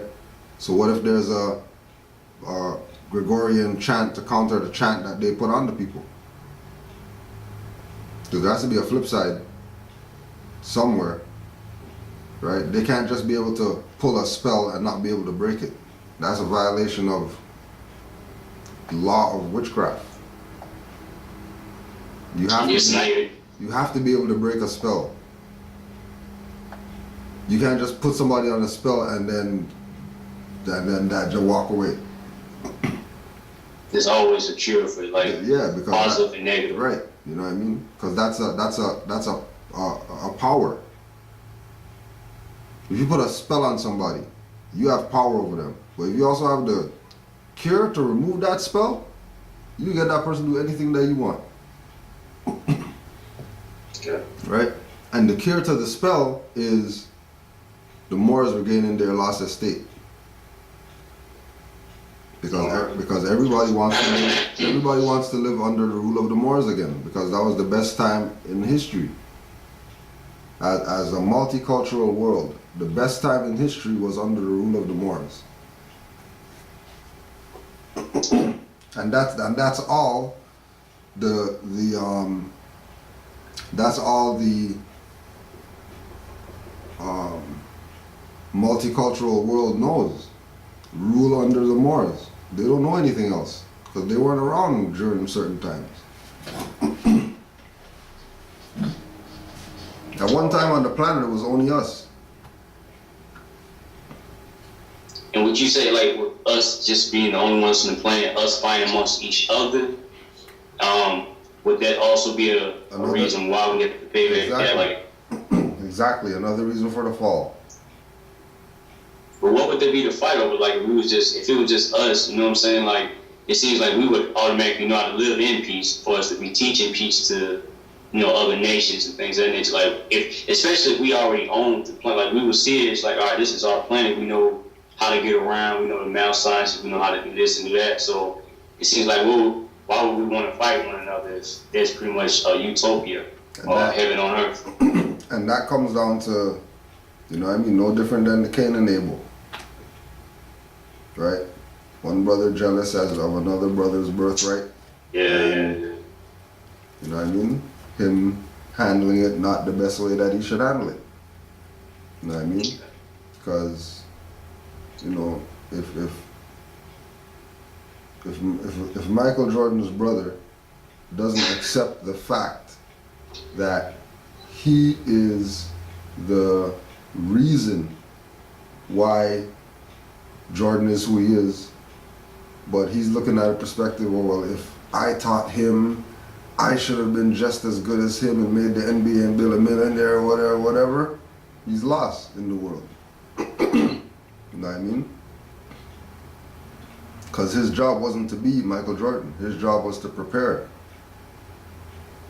Michael Jordan to be who he is. You know what I mean? And you get lost in all like the fame side. It's just like more personal motives. Exactly. You know. All right. Which is really where the happiness or the evil comes from. Motive. What's your motive? What's your motive that you're not gonna talk about Noble Drew Ali? Ever. You're not gonna mention his name. But you know of him. And you mention other people who even knew Noble Drew Ali or whatever, but they're not mentioning him. What's your motive? You know what I mean? What's your motive that you're gonna put out, you know, that there's a way that you can be free, so all you do is, you know, just sign this paper right here and send it to these people, and then, you know what I mean, you're disconnecting yourself from being obligated to something by people who are trying to take over the world with New World Order and this you know what I'm saying, like it's not the whole suspicious because the whole story is not being told. Even before then, like all this, you know, black power stuff, black, it's it's like emotionalism where it sounds good, it sounds right, because it's like, you know what I'm saying, we've been taught, raised up on it, but it gets to a point where you just gotta like sit back and say, all right, now, we've been saying this for so long, why is it still not working? But these other people, they not really, Asians not saying yellow power, yellow, but they still are able to get things done. It's something that we're not doing right. Like we have the energy and the I guess the focus and determination to do it, but it's like one thing that's keeping us back so much. And we have the intelligence too. Yeah, everything that's, we influence the world. Like we see how everyone's pretty much going behind our culture and stuff. So it's suspicious when you hear other people keep pushing that black stuff. No disrespect to them, but I ain't gonna say no. Just put it like this: if they know that much about black power, there's no way for them not to know about the other side of when it comes to Moors and dealing with laws and all this type of stuff. So I don't know, man. It becomes suspicious, and also while I'm on the topic of that, dang, I can't even remember this. It's probably not meant for me to bring it up right now because I can't remember what I was gonna say. I'm gonna kind of step off the whole metaphysical stuff. Now I'm gonna like come back to this. I guess you could say this physical realm or what the average person would understand. Now, when we talking about the Moors, right? With Malcolm X, I know you didn't really go into a whole lecture about them. But in the Canaanland Moors Servitus Sustainability 2 video, you somehow when Malcolm X went to Mecca and he started to realize it wasn't just all black this and black that. And he said it was there were Muslims who had blue eyes and blonde hair and everything. He came back and he also was taught by Moors about nationality. And that's when he went from saying we should go after the government from a civil point of view to going after them from a human rights point of view, basically. Now, I know Martin Luther King, he was also, before his death, he was thinking about becoming a Muslim as well. Like right before he was assassinated, he was thinking about converting to Islam and learning more about human rights opposed to civil rights and this all this stuff. Like with all these dominant leaders coming into the knowledge of more knowledge, it's like right when they started to come into that knowledge, that's when they got assassinated because they knew those people had a following to where everybody would say, if we're following them up to this point, then we know they have to be right. Right. So why is it that at that particular time when those people got assassinated, like Martin Luther King, Malcolm X, so on, not just those two, there's like others as well, but it's like not until people start talking about birthrights and nationality, that's when they got assassinated. But for the Moors who already knew that information, why is it that they weren't assassinated, or why is it that they weren't necessarily taken out, even though they were working behind the scenes, but you don't really hear too much about them in the forefront, Yeah, because if they murder a national, that's international war crime. Okay. And it could be it'll be documented proof that the so-called government did it, just like everybody else's assassinations. You know what I mean? Look at even Michael Jackson. As soon as he started talking about Sony or whatever, talk about how he owned the Beatles and all this type of stuff, take him out. But he wasn't, but Michael, wasn't Michael at that point in time, because he had already converted to Islam, was he considered to be a national at that time when he was murdered? No, well, the from the metaphysical perspective, right?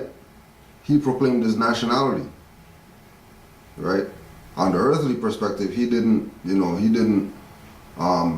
declare and proclaim. He just converted to Islam. But converting to Islam means proclaiming your nationality. Converting to Islam is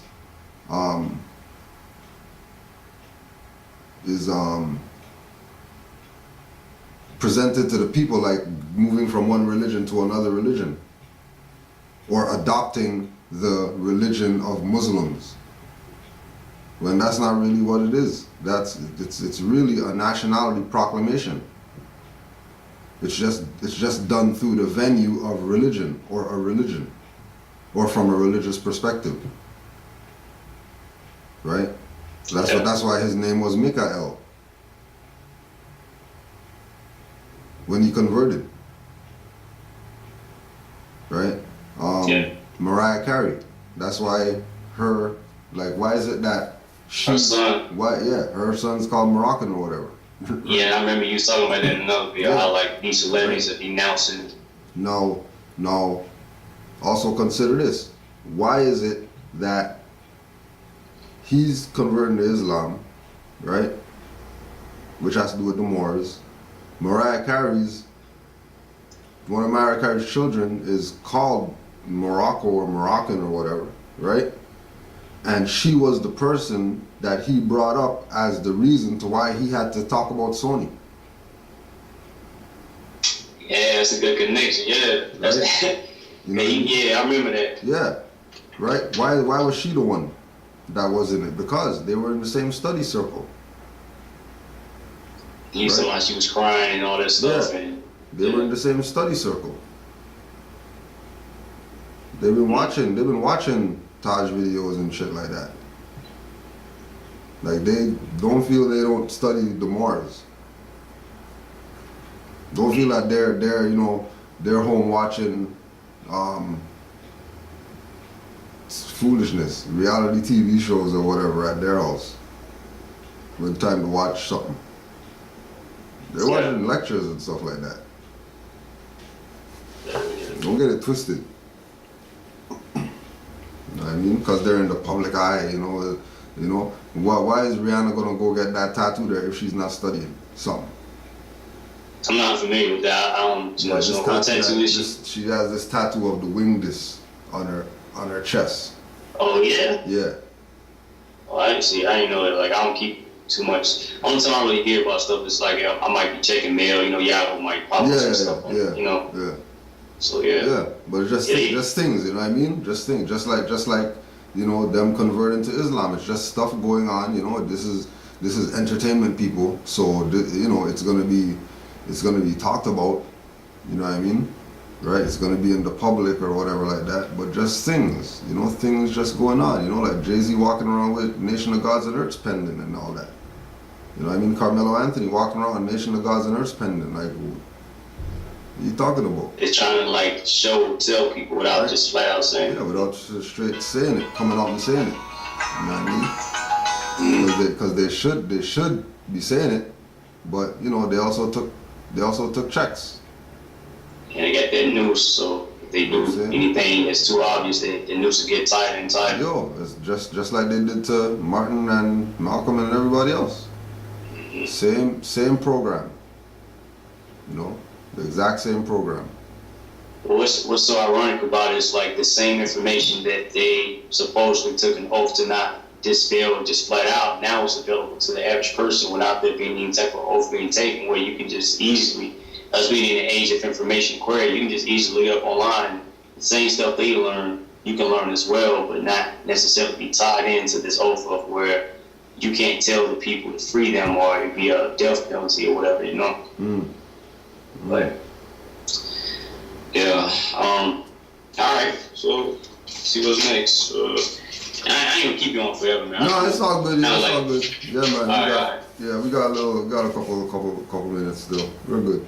Yeah. I'm gonna try to wrap it up as much as I can. No problem, yo. And then we could do this again, yo. This is nothing. Yeah. So, and I know I got up. Like I said, I'm like 40 minutes late into this, so I ain't trying to keep you forever. Yeah. No, it's all good. Let me go into the Sultan, Roots, the most recent videos. Well, not for me, it's the most recent. I'm kind of behind myself, but let me go so I can see the name of it, because I don't want to just be like this video, so the people that's listening, they can go to it as well and see what I'm talking about. Yeah.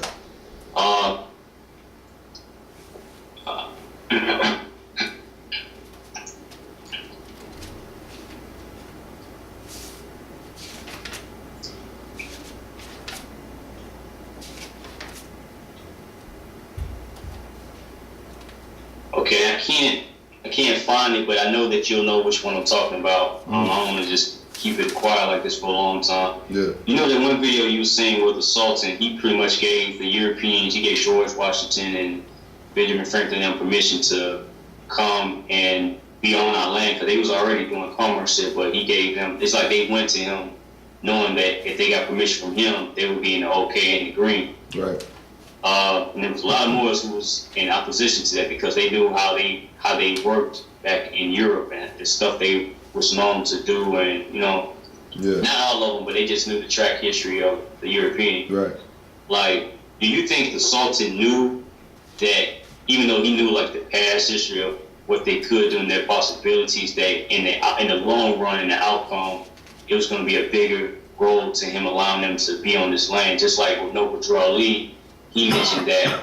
Well, I haven't fully read all of his works because I still got to get a copy of his book. Like, only thing I do know of Noble Drew Ali is from the lectures and stuff I see online and through the YouTube videos and the Canaanland Moors and stuff like that. But I know one particular YouTube video, you were saying how Noble Drew Ali said that his works were going to be done through the European, like all the stuff that pretty much they were going to do the work for us. And when we came into the knowledge, when it was time for us to come into the knowledge, our estate would be established.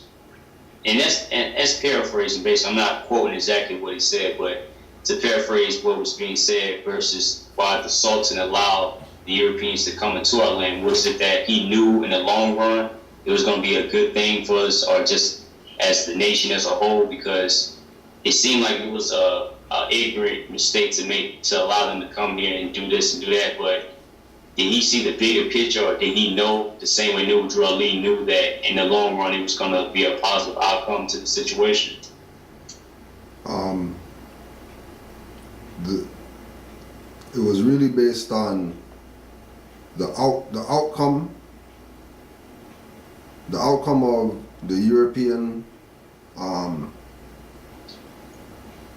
taking over the de jure government and the democracy and all that was infiltration, right? The initial plan was based on the Europeans who were just.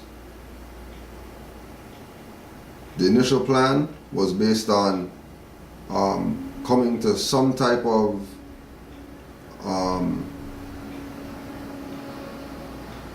mediation amongst the Moors and the Europeans because of all these world wars that's been going on since they started coming out of the caves and blending into humanity, right?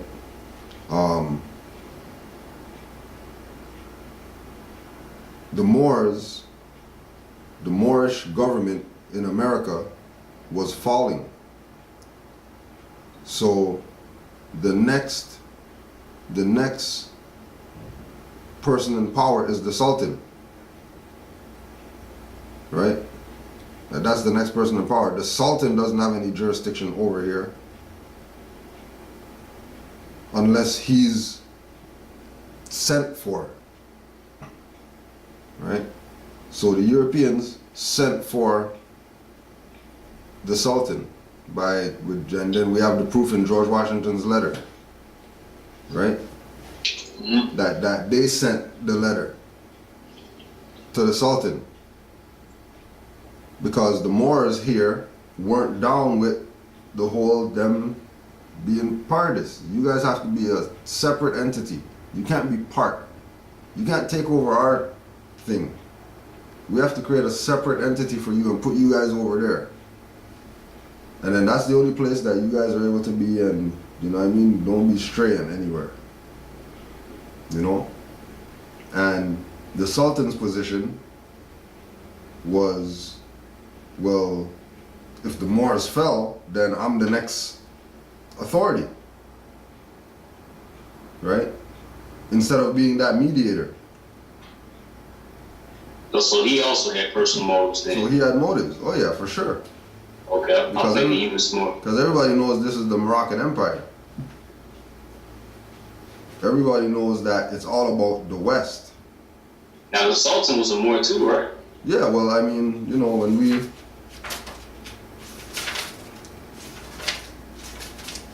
Right? This one? Oh, okay, yeah. Okay. Yeah, because when I was thinking, I'm thinking like, I thought he was genuinely looking out for the Moors by doing that. I mean, yeah and no. Because he also has the history that, you know, the Moors are going to come back into power. And when they come back into power, everything's going to just go back to the Moors. Okay. Right? He also has that knowledge. Right?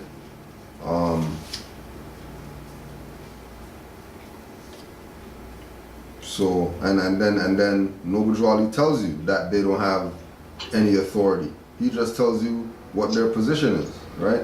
The Turks, this is chapter 45, the divine origin of the Asiatic nations.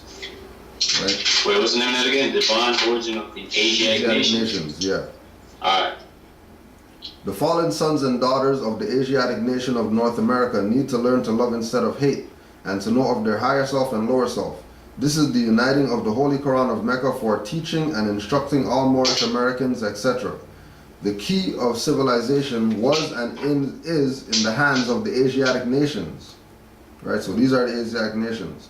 The Moors, who were the ancient Moabites and the founders of the holy city of Mecca. Right? The Egyptians, who were the Hammatites and the direct descendants of Mizraim. The Arabians, the seed of Hagar, Japanese and Chinese. The Hindus of India, the descendants of the ancient Canaanites, Hittites and Moabites from the land of Canaan. The Asiatic nations and countries in North, South, Central America, the Moorish Americans and the Mexicans in North America, Brazilians, Argentinians and Chileans in South America, Colombians, Nicaraguans and natives of San Salvador in Central America, all of these are Muslims. The Turks are the true descendants of Hagar, who are the Egyptians, who are the Hamites, direct descendant of Mizraim, Arabians, seed of Hagar, Japanese and Chinese. Right? The Turks are the true descendants of Hagar, who are the chief protectors of the Islamic creed of Mecca, beginning from Muhammad I, the founder of the uniting of Islam by the command of the great universal God Allah. And then this is, right, the Sultan, right, Abdul Aziz ibn Abdurrahman ibn Faisal ibn Turki Abdullah ibn Muhammad al-Suad, the descendant of Hagar, formerly the head of the holy city of Mecca. Right? So the Sultan's position was chief protector of the Islamic creed. And what the Europeans were really supposed to do was to just accept the constitution that was prepared for them, right? And stay on the 13 colonies, which is the eastern seaboard. So when the Moors come back into power, water's right there. You guys can go back. You're already by the sea.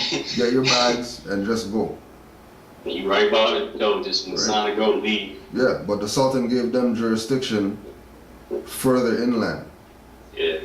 Right? Which is how they were able to go around now and, you know, see these passive Moors just lying around, doing nothing. Right? In our society, passive Moors lying around, you know, that's what they're gonna do. They're not harming anybody, they're not bothering anybody. They do what they do. Those are the ones that got picked up and put into slavery. Because everything felt like, right. I don't know if they was aware of the presence of Europeans coming into the Americas. So for them to be passive at that time, would that really be a bad thing? Because it was like if we was already on our own estate and we didn't really have a threat outside of ourselves, then it's like what else would there be to really look out for, you know? Yeah, but remember, there's you know, everything that we see today is a model of our ancient time. So there were bums back then, right? There were people who just, you know, lived off the land. They didn't have forts on mountains and all that. There were people who were just tribal, right? You know, this is what is meant by everybody could live under the rule of the Moors. Because once you don't try to take over, you know what I mean, you could do what you do, because what you do is based on Islamic principles, which is based on universal law. That, you know, forget about what I could do to you if you violate me. It's all about what the higher force is going to do to you if you violate me. Because from a universal law perspective, you can't violate another person. It's based on sodomy, right? Right, exactly. Right? It's a violation for you to violate somebody else. And you'll get worse. Because you should know better. Right? And which is why we got worse. Because we should have known better. Mm-hmm. You know what I mean? And we didn't know better. We took the position, like Hemet said, that, you know, we have superior knowledge, that's why we can do what we do. Well, it doesn't really work like that. You know? Okay. Alright. It makes sense. And two more questions, Yeah. and I'm gonna wrap it up, alright? No problem. Alright, now off of that comment that you made, this was also something I was gonna ask you, and I meant to ask earlier, but it brought it back to my train of thought through the comment that you made about our history being a replica of our ancient history. So pretty much the saying of history repeats itself, or whatever, you know, civilizations rise and they fall and they rise up again and fall just over and over, right? Now, I know that I thought at one time Atlantis was like a fable or whatever, but then as I got older, I realized it was based, not realized, but I learned it was based on factual, physical evidence that it existed, and it was over here in the West. Yeah. And recently, I'll say within the past year, I heard this story about how there's a crystal pyramid where the Bermuda Triangle is underwater, and that also is connected with how, and it's bigger than the Giza pyramid that's in Egypt. Yeah. So, with that evidence being said, like with, you know, Atlantis being a real actual place, did Atlantis also fall because of the same things we're going through now with the quote-unquote Moors? Because I know the Moors were the inhabitants of Atlantis, of the Lemurians who inhabited the ancient Atlantis. Right. Did they also have the same problems with and this is before the European even existed, but was it the same problems just amongst ourselves, or was it something entirely different that made Atlantis fall? Right. So let's tie it in to Noble Drew Ali for the perspective. Right? All right. In the Divine Warning, Noble Drew Ali says, "So there isn't but one supreme issue for my people to use to redeem that which was lost, and that is through the above statements. Then the lion and the lamb can lie down together in yonder hills, and neither will be harmed, because love, truth, peace, freedom, and justice will be reigning in this land. In those days, the United States will be one of the greatest civilized and prosperous governments of the world." Quote unquote for this part. "But if the above principles are not carried out by the citizens and my people in this government, the worst is yet to come, because the great God of the universe is not pleased with the works that are being performed in North America by my people. And this great sin must be removed from the land to save it from enormous earthquakes, diseases, etc." Right? So, Noble Drew Ali is telling us that the judgment from the great God of the universe is going to be enormous earthquakes, diseases, etc. Right? And then in chapter 47, when he's talking about Egypt and the capital dominion, Egypt and the capital empire of the dominion of Africa,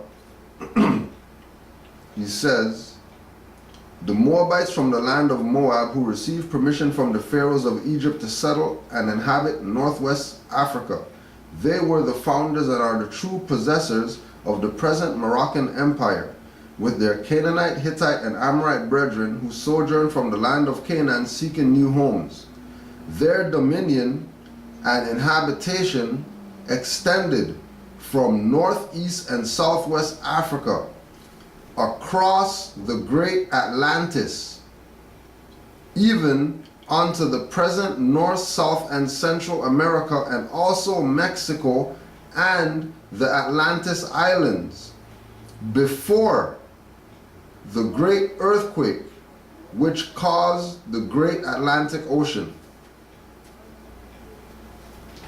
So where present-day Atlantic Ocean was, that would, I guess, back in the ancient times, that's what the physical Atlantis would have been, because that's why they found so many different artifacts underwater in that location. Is that correct? Exactly, and that's why they call it Atlantic Ocean.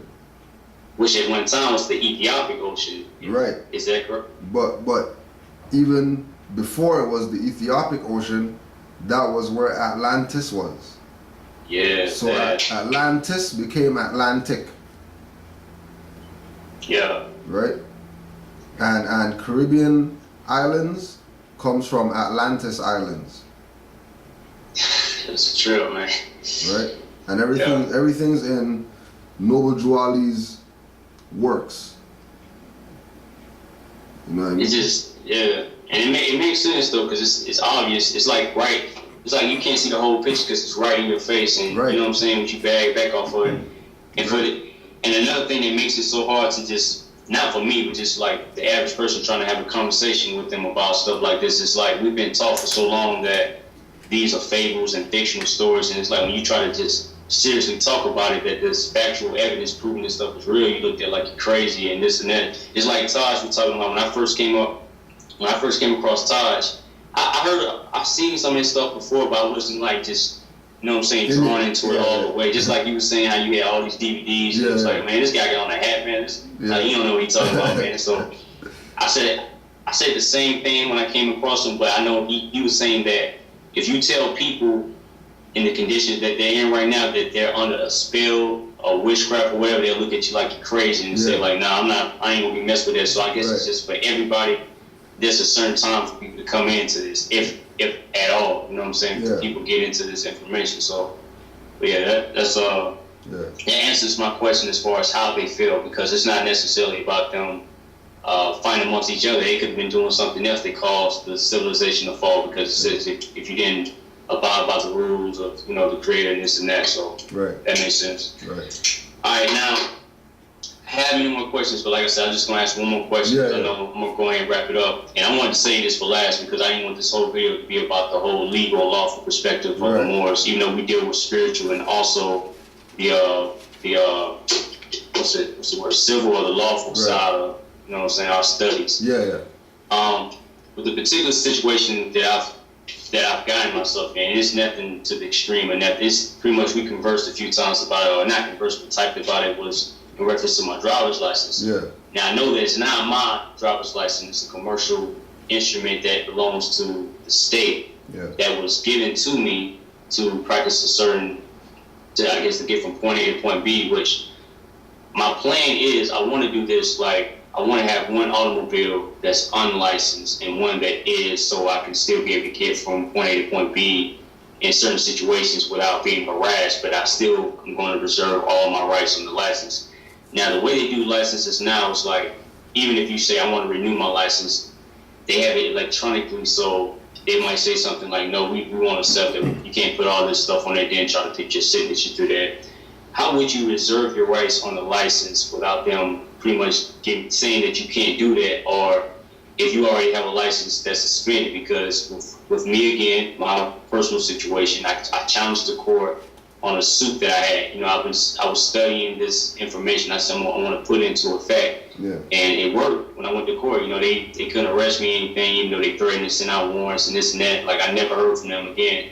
But the only thing they could do was say, okay, this guy never showed up to court, which it would be impossible for the individual to show up to court if it's a corporate entity, and they know that it's a straw man, Capitus, the Maximus. I'm saying it wrong, but a name spelled in all caps, basically.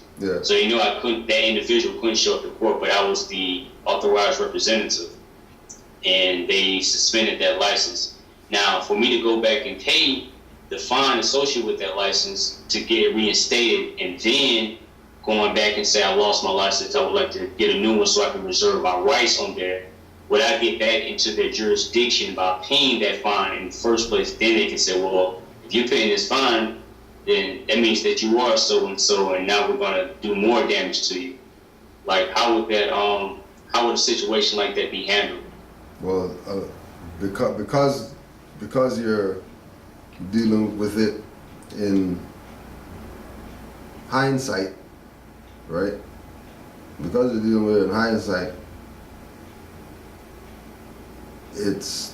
it depends on, you know, again, it comes back down to you, right? And did you, you know, overstep something and maybe you shouldn't have, you know, did whatever, right?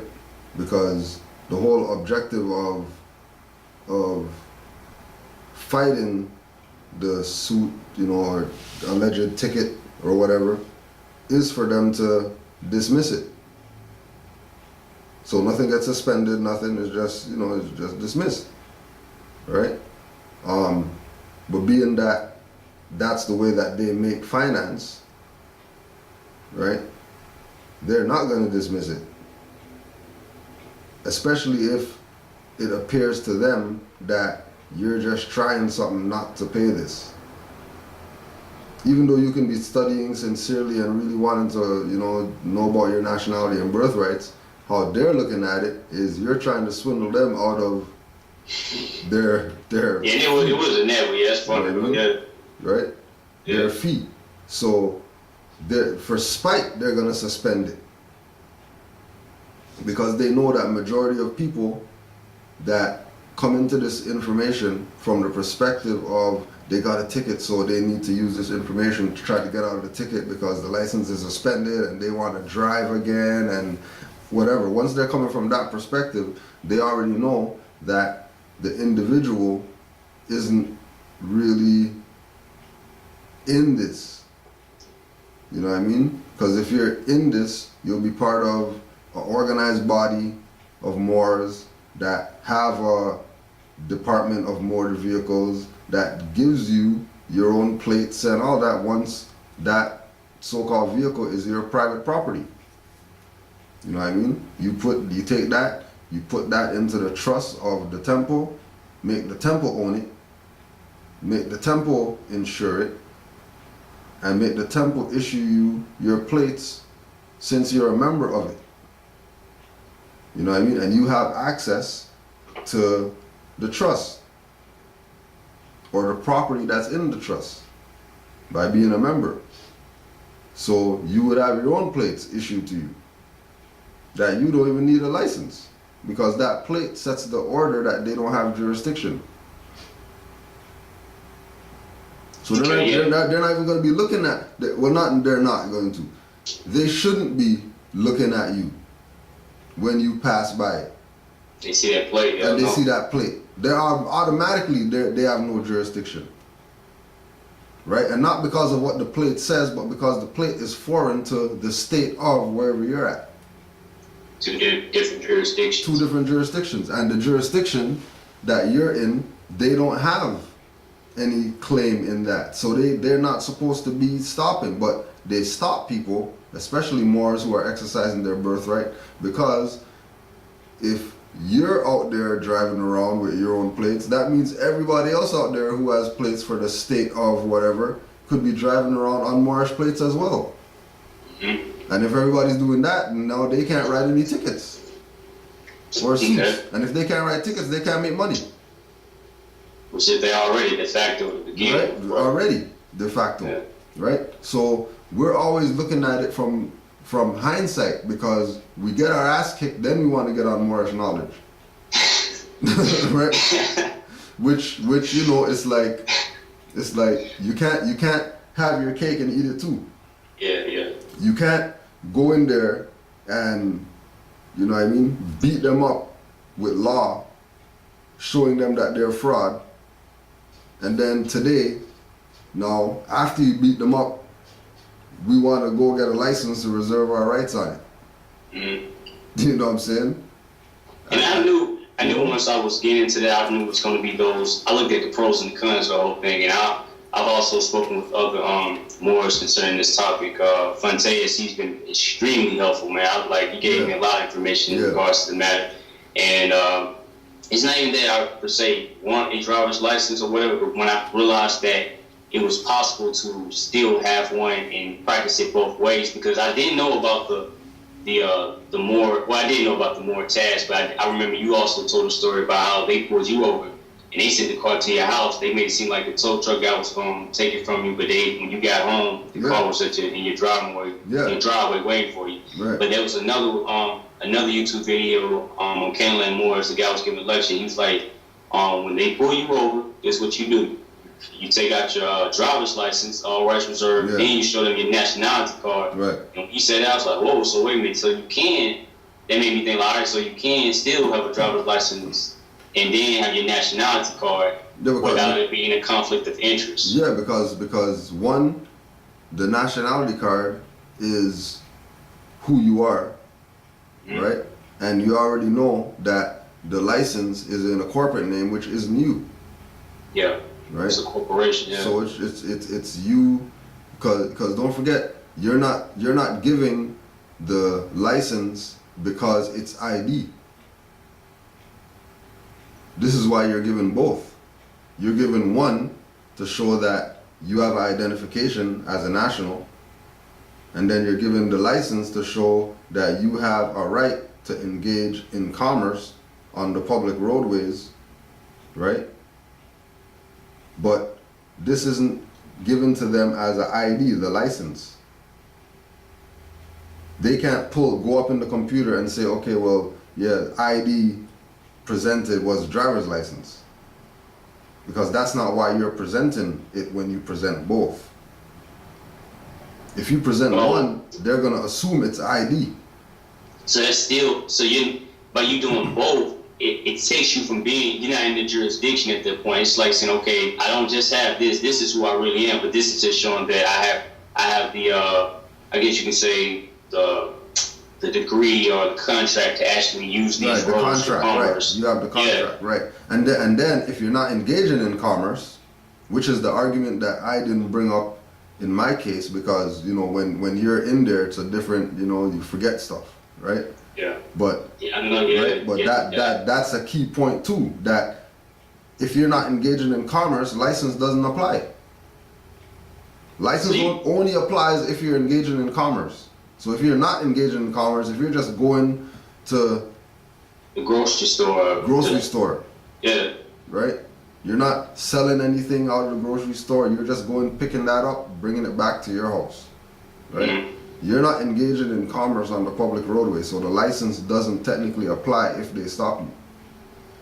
So you can have your Moorish tag and have a license and a nationality card. No, if you have Moorish tags, you're just gonna have the nationality card or right to travel pass or something like that.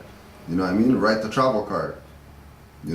But if you have the state plates, then you're gonna have to have the license. Okay. And then if you have the license, your rights should be reserved on it, so you can give them the nationality card with the license on the state plates. Okay. And knowing that now, honestly, I wouldn't even want to go through the whole process of trying to re-reserve my rights in it, because I know, the only thing that's kept me from doing that, I want to make sure I understood from a whole perspective of, if I go in there, which was the whole point of me challenging them, was to show that they were in the wrong. But it's by me going back and trying to reserve my rights, even reserving my rights in the license they reinstate, it kind of shows that, I'm contradicting myself, because they looking at wait a minute, he came back to us to pay this license. It's been 6 months now. I still haven't gone back to him, but it's times where just seeing how convenient. Put it like this, you never know what you had till it's gone. Just knowing the convenience of just being up and go like I was doing before, versus now I'm fighting my what I know versus what I need to get done. But if I can do it from the way that you was telling me, I can go to a temple and get it, put it in the trust funds, put my property in the trust of the temple, and they can't mess with me then. That would be the ideal way to do it. But then the temple that you do that with has to be on that degree. Okay, so that's not just any temple that's gonna do that. You know what I mean? And then all of that too has to do with the infiltration and people, you know, making deals so that their temple could get benefits from the state. So you first got to see if they're a genuine temple to even begin before you. And all of it is a process. You know, like for example with us, you know, we're getting administration from other Moors in setting up the whole department perspective. You know what I mean? And one of the Moors, he's taken that on as his department. So he's talking to Moors, building with Moors who's been doing right to travel for the past 10, 15, 20, whatever years, you know what I mean? Finding out how they do things, how they set up, how they're able to, how they do it when they get stopped, what do they give, what don't they give, how do you talk to them, or whatever, you know what I mean? And then he's building the program for the Moors out here. Because that's just his interest in what you know what I mean? So he's doing that. You know what I mean? So when that department gets set up, that'll be the director. That's who everybody goes through for this process because he's knowledgeable in it. You know what I mean? He took the time to study and research and whatever this process called the right to travel. And then there's going to be somebody else who comes on and then they're going to study the practice of whatever else, our agriculture. And how do we set up a farm so we can, you know, only, you know, feed ourselves. You know what I mean? Without having to go to outside people. You know what I'm saying? And, you know, but it's a process. You know what I mean? And a majority of times, which, you know, it's not a negative, you know, it's just because of people not doing what they're supposed to do for so long, you know what I mean? We get into bad situations that we can't even deal with, that are real simple, that should be able to be dealt with. And you know what I mean? You get a ticket, that's how fast it's supposed to get dealt with. Go to the temple, yo, I got this ticket, whatever, bam, temple takes ticket, they do whatever they do, send out whatever writs, letters, whatever they got to send out, and that's that. And it's not even anything of your concern after. Because that mode of transportation that you were in when you got the ticket belongs to the temple. It's not your personal property. That's in a trust that somebody is administering for, that they're supposed to be dealing with all these matters. When people have issues and stuff like that, jail and get kidnapped and all that type of stuff, temple's supposed to be dealing with that.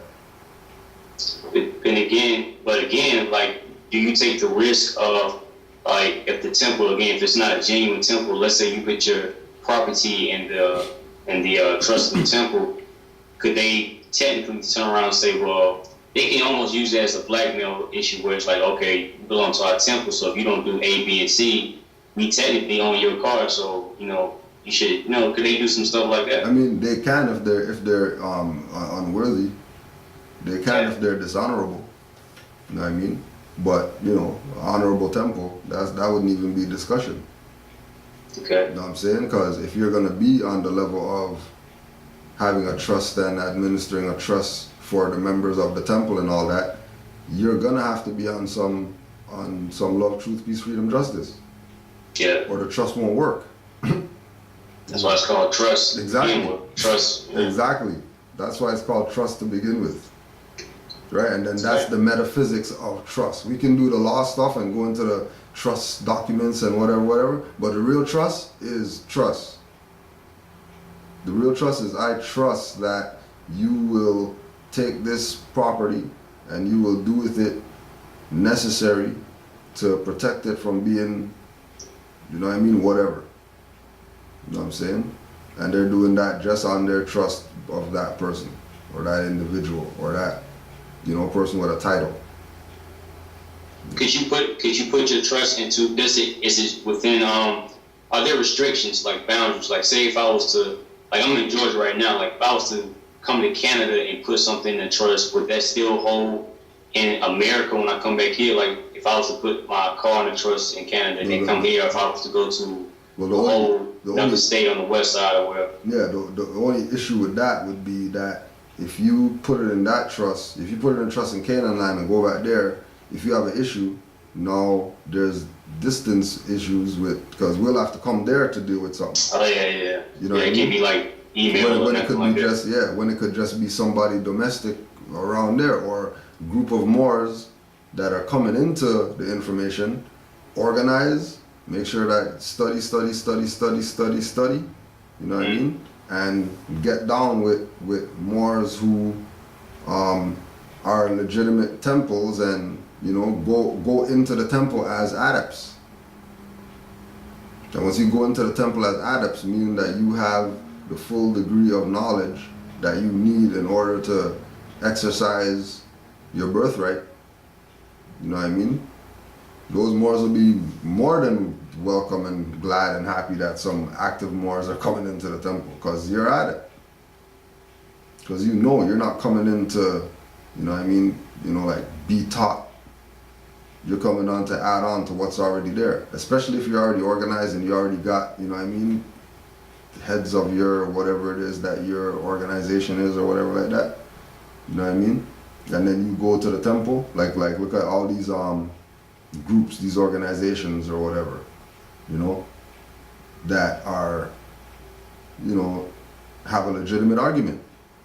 You know, if all those people go join the temple, right? And now being that they're members of the temple now, they can either exercise as Moor Science Temple or tag more on whatever organization it is that they have, but implement the law perspective, implement the writs perspective, implement the, you know, into their organization that they already started.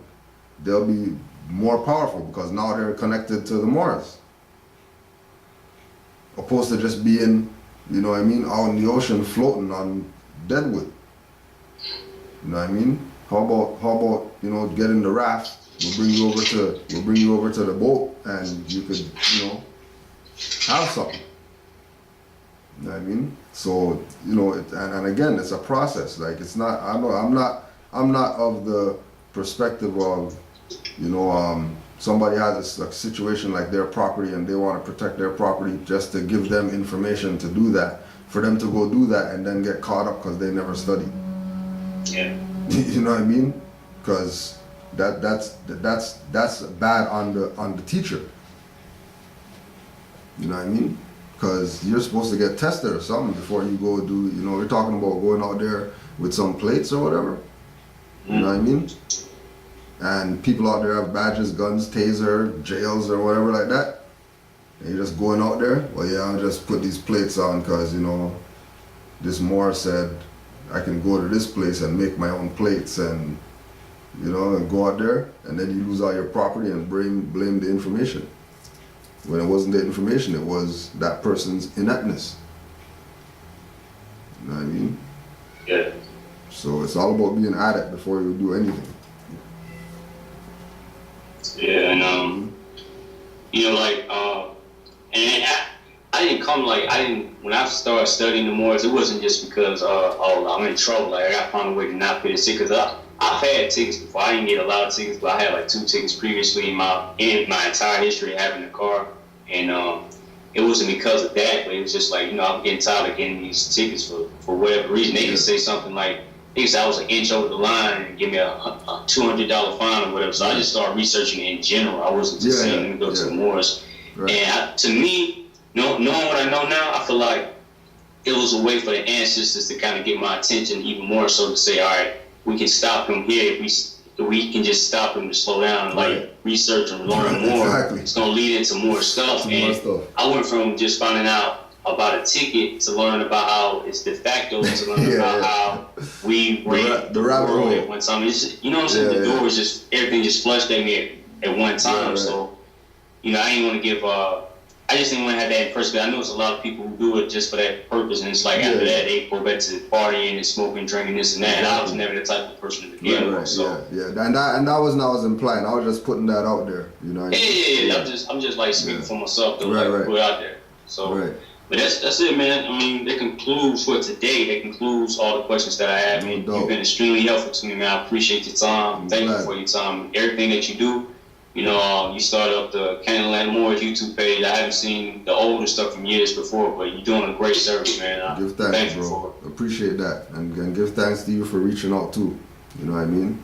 Yeah. Because you know we need more people reaching out and you know proving that this is doing something. You know what I'm saying? Not being scared of, you know what I'm saying? You're not compromising enough because we all got to die one day, so Exactly. you might as well just have something good to look back on and say, I did it all the way, opposed to doing it under threat, duress, and coercion, and compromising the truth. So, Exactly. doing great service. All right, yo. Well, yo, why don't we let's close out with the prayer. All right, let me ask you about the prayer too. Yeah. Like, all right, 5 on the left, 2 on the right, right? Yeah. What does the 5? I know it's 7 as a whole, but why not 5 on the right, 2 on the left? Like, why the left and the other way around? Why we like that? As far as that, I don't even know if there's an answer for that. And again, it comes back to, you know, it's customs that there might not be, you know, pinpoint reasons for things because of time, because of where we're at. You know what I mean? That's just a tradition. You know, just like turban is wrapped, not tied. You know what I mean? So it's just tradition. You know, you wrap turbans. You know, you don't tie turbans. You know, 5 on the left, 2 on the right. Feet at a 90-degree angle. You know, it is Just culture, like how we do it. You know what I mean? It's just how we do. You know what I mean? Sure. But you know, if we're going to, you know, we know that like you're saying, you know, it's 7. You know, it's the chakras. Yeah, the chakras. You know, we know about mudras. You know, like putting your hands in certain, you know, to invoke certain energies and stuff like that. You know what I mean? So there is some type of positive perspective to it. You know what I mean? I don't see it as a negative. You know what I mean? But the actual reason behind the 5 on the left, 2 on the right, and whatever, I really don't know. I never really even thought about it, to be honest. Yeah, because I'm thinking like, would it throw you off like you accidentally Get get it 5 the on the other way. right to the left? Like you have bad luck, you go outside like you like raining on you and clouds. Like why is that? But Yeah, I don't know. Could be. Yeah. Who knows? You know what I mean? But yeah. Yeah. So yeah, we can Alright. do that. We can do that. you gotta stand up with it, like Whatever. It's you know Alright. what I mean? It's on you. You know what I'm I saying? got 5 on the left, 2 on the right. All right. Allah, the Father of the universe, Allah, Father of the universe, Father of love, Father of love, truth, truth, peace, peace, freedom, freedom, and justice. and justice. Allah is my protector, Allah is my protector, my guide, my God, and my salvation. and my salvation. By night By night and by day, and by day, through His holy prophet, to His holy prophet, Noble Drew Ali, Noble Nationality, Islam. Islam and Shalom. Islam and Shalom.